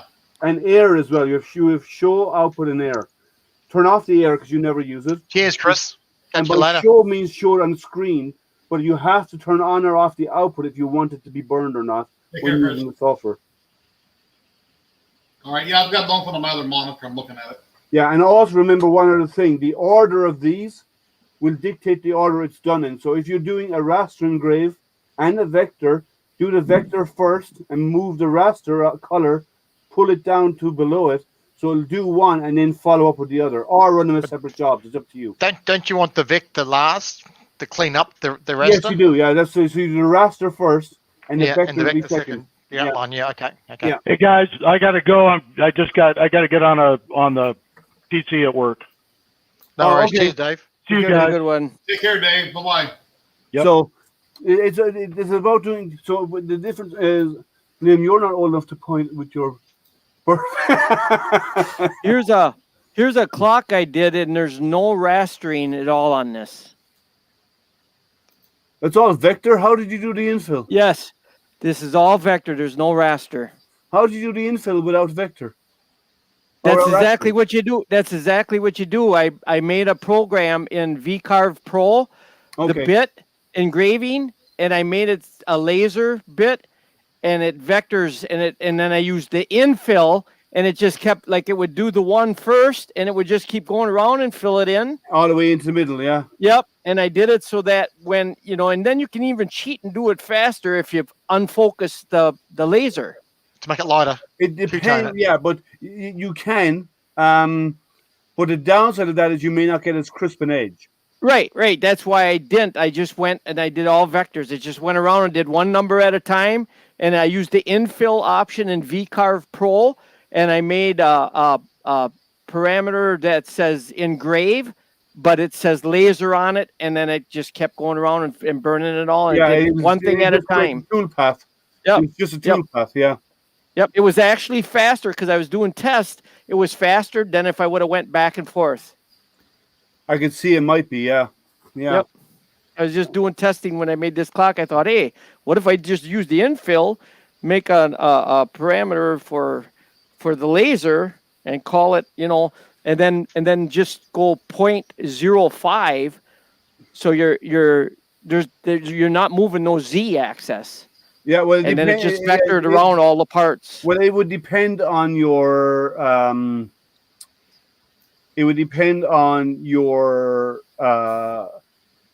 laser beam width. Each path would have to be spaced on the laser beam width. Yep, I just told it to step over here, and it just kept burning it, and it went pretty fast. It So was if you pretty good. so if you know the width of your laser beam, you can use that as your offset for each pass. Yep, because it's not. That's what the offset was. It was so small because the beam is so tuned. 0.3 of a millimeter or something like that. Yeah. Yep, exactly what I did. Cool. No, that's a good idea. That would work. That would work really well.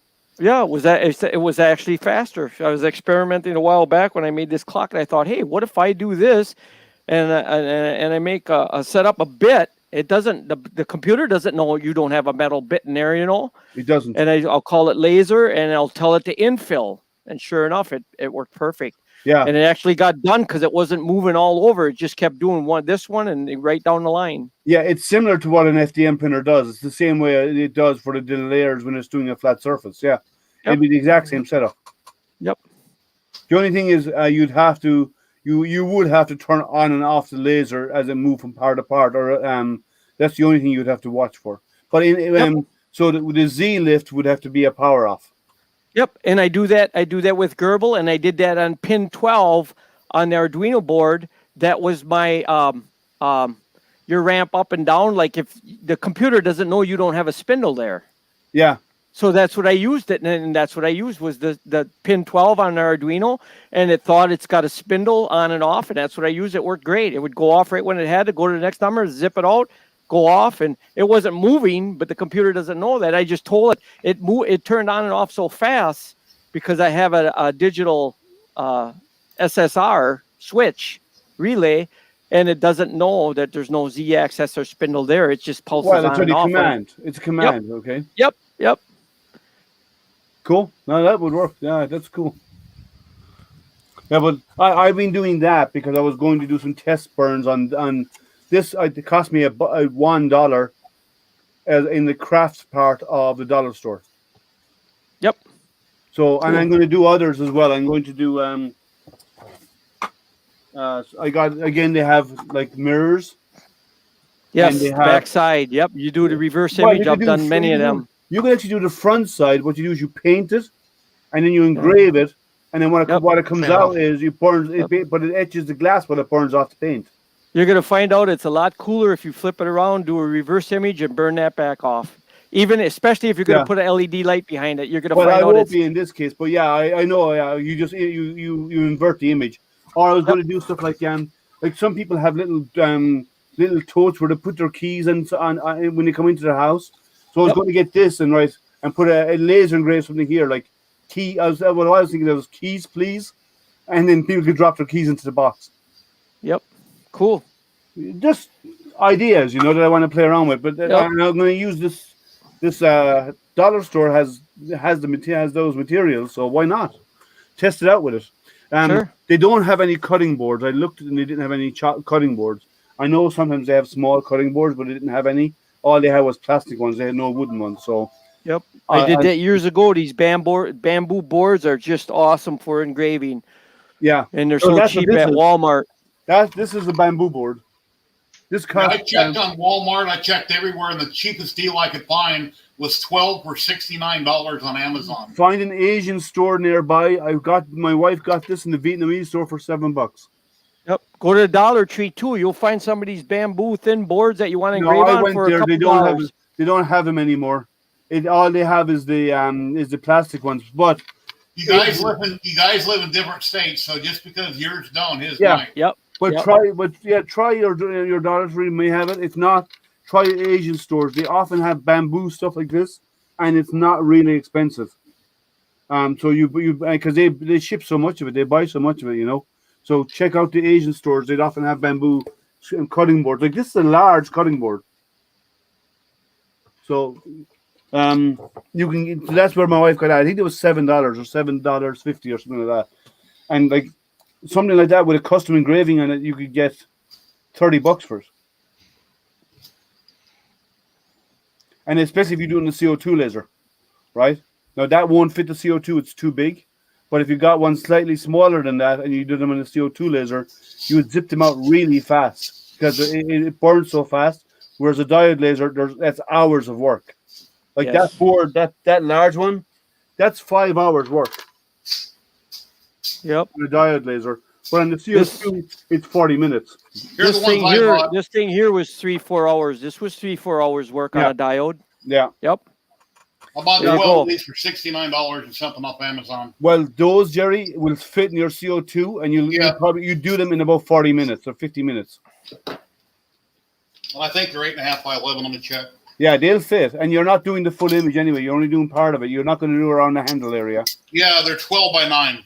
Yep, I can perfect size. actually cut these out. I can cut parts out with a 40-watt laser. These bamboo things, they're so thin. I haven't tried cutting them with the bamboo with it, but but even then, you could do a lot with them. But the Asian stores, I find you get really good deals on bamboo content. I got food grade mineral oil when I clean it all up. You should also try burnt linseed oil. Get a little bottle of that in the hardware store. It darkens the wood and makes the engraving area pop. Yeah, some linseed and it's food grade because burnt linseed oil is food grade. So you can actually just rub it on, get a clean cloth, rub it on, and a good bit of it on, and then wipe it down afterwards with a dry one, and then just let it sit for a day or two to soak in and dry, and it will wax on, wax off. Yeah. Yeah. Yes, grasshopper. If you ever get overburn on anything with a laser, like these little glass acrylic windows for the flashlights, you get overburnt. You can see, the edges and that they get too hot, or wood. You want a real clean cut or anything, or you just cover it with masking tape and then peel the masking tape off, and you got no Well, it's not overburn. It's the tar from the burning is what's coming up onto the surface. Yep. So yeah, painter's tape, blue painter's tape, or green painter's tape, or whatever you want. Take care of I it. used the Yeah, but masking tape. with the original masking tape, but blue painter's tape comes off easier. It doesn't stick so solid, and it stays on, but it's easy to peel off. And then you just rip it off afterwards, and the tar comes off with it. But no, they work great, and I do a lot. As I said, that one was a test, and with the diode laser, and it came out fantastic. If that would fit into my CO2, I'd have done it there in less than an hour. Watching the Olympics, I'm changing the subject real quick. There was they had some runners last night, and this one lady tripped before she got to the first hurdle. I'm thinking all of her training and experience to get there, and she tripped before she tripped, hit the hurdle, and kind of got tangled up in it. There went her Olympic dream right out the window that quick. That's trouble. You go through all that work and effort, and it can be anything from a slip, sweaty palms, off you go. So anything. So didn't it happen with Zola Budd? Didn't she trip as well? Remember her? That was a long time ago. I think she came back there, didn't she? She fell and she came back and she won. Yeah. She came back and she won, but she did trip at the beginning around. I think it was a longer run, and I think on a track, and I think she did it. She tripped in the first lap, but she came back and she won. Was like 10,000 meters or something, yeah. So she can, she had the time on the side, luckily. Yeah, she recovered. But there's a lot of that out there. But yeah, so I'm going to do some playing with this to get it to come out where I want it. But it's I'm probably going to do that I'm thinking about doing that on a diode, because a diode is easy. I can control it easier with the laser Gerbil. Whereas if I do it on the CO2, which would be very fast, it would mean creating two different jobs. One is a raster, one is a vector. All right, kind of setting them up to be done differently. Because I use there's another K40 with a native board called Meerkat. Yes, I heard of that. And I hear Meerkat gives you pulse width modulation. And I haven't tried it yet, but I actually get the laser intensity as it goes. I'll tell you what, that laser Gerbil for these diodes, you don't need something as fancy as Lightburn, but that laser Gerbil for being free, that crap is outstanding. Lightburn is $40, and it gives you it's so powerful. Like, you can get any image you want into Lightburn, right? You raster it, so you make it black and white, or whatever, and then you say outline, and it creates the vector gray for you. It creates the vector. You can take any JPEG and put it in laser Gerbil, and it automatically does the converting for you. It's I'm getting really fun, and like I bought Lightburn, because I like what it can do, and I have a couple of lasers that you will use it. So and it maybe at some point I might decide to make my K40 Lightburn compatible. If I do that, I can just take one of my small lasers, take the Gerbil board out of it, and stick it into this. Sure. And that's all I have to do then, and just replug everything into it. And so, like same as what you did, Jerry, right? So I might do that at some point, and take a Gerbil, like a smaller Gerbil laser. The Gerbil board from are down in Australia. Is that the same board they sell Auteur? No, Auteur have their own board, but it's still Gerbil managed, so you can still use the same board and connect it all up, and all if you do, so the software on it is the same. You can forget the name of the company I bought it from, but they built the board, they designed it. Yeah. They just took an Arduino board and copied it and made it strictly for their laser. Okay. Yeah. So G code is G code, no matter what you're using. Yeah, but I gotta go, guys. That was a lot of fun talking with you guys again. Take care, Dixon. Thank you very much. Ciao. Have a good one. Great night. Time is it? It's 7 o'clock already. Yeah, I'm gonna have to end the stream here. I gotta get that other video going. I got a lot of work I have to get done. Yeah, I want to get this burning done and some tests. I want to advertise some test pieces. I asked a question about that last time lapse you did with the crocodile and the witch. Okay. You remove your supports straight from the VAT, right? Usually, sometimes it depends how messy and gooey it is. A lot of times I might clean them in alcohol or IPA first and then break them off and then dry it out. But a lot of times, quite often, I'll take them out, wear my gloves, I'll pop everything off, drop it in the trash can, and because that way it can wash better if they're not on there. And get a better surface for post processing. You don't get those little spots when you break it off after it's cleaned up. Yeah. Some people say, I've heard someone say that if you put it in water and rinse it in water, that rinsing in water actually makes the supports come off easier. Now, I've never tried it. In warm water, well, usually the supports come off real easy. 90% of the time, they come off extremely easy. And you don't. Just wondering, especially with Loki and the broomstick, because they're quite thin, getting supports off when it's not cured. Yeah. How soft it'll be. Even like this, right? The lightsaber. Yeah. There's supports on this, obviously, right, to hold it up. And they can't. I just picked them off. Actually, what I did is I snipped them off because it's going to leave some behind anyway, so little bumps. So when you cure it, then you go over with sandpaper and you sand them off kind of smooth. So. Yeah, I printed Loki like this, and when I pulled off the supports, because these horns are just as soft as the supports, I had to be real careful and break them off. That's what I was worried about, especially for the horns there. Just wondering about that. Yeah, I had to take them off carefully. Use a set of level cutters to snip them off. I didn't need to. I know what you're saying, though. But yeah, they separated real easy. But if I would have had trouble, I could use blue cutters and went around and snipped them. But it was no big deal. And then you sand it down when they're done. Well, after you cured it, and you can wash and cured, sand it all down, and it comes smooth. And the little honey badger here. Yeah, he came out good. Yeah. And then the witch. But you asked for the red, and it came out. And is that the red supposed to be? Yeah, they said it was going to be wax red. Because I chatted with her on Facebook. She said it's wax red. I wanted the wax red and the gray. I didn't want white. I mean, it does look like waxy red, but still, it's quite a faint waxy red. So I'd already taped that part of the video, and then I messaged her after that part of the video was taped, and she said, "Oh, we renamed it. Now we're calling it Skin." So then when I was editing the video, I threw the word in there, Skin. Yeah, Skin. You said that. Yeah, I saw that. I know this morning is when I put it all together, and then I got it uploaded. I found out. Early in the week, you were saying you were chasing the red, and hopefully it looks like the bottle contents. Yeah. Yeah, when I first seen the bottles, like, wow, that's candy apple red bottle. Really, and both bottles are red. But it'd be nice if they got it that candy apple red, because that would be a nice color to print with.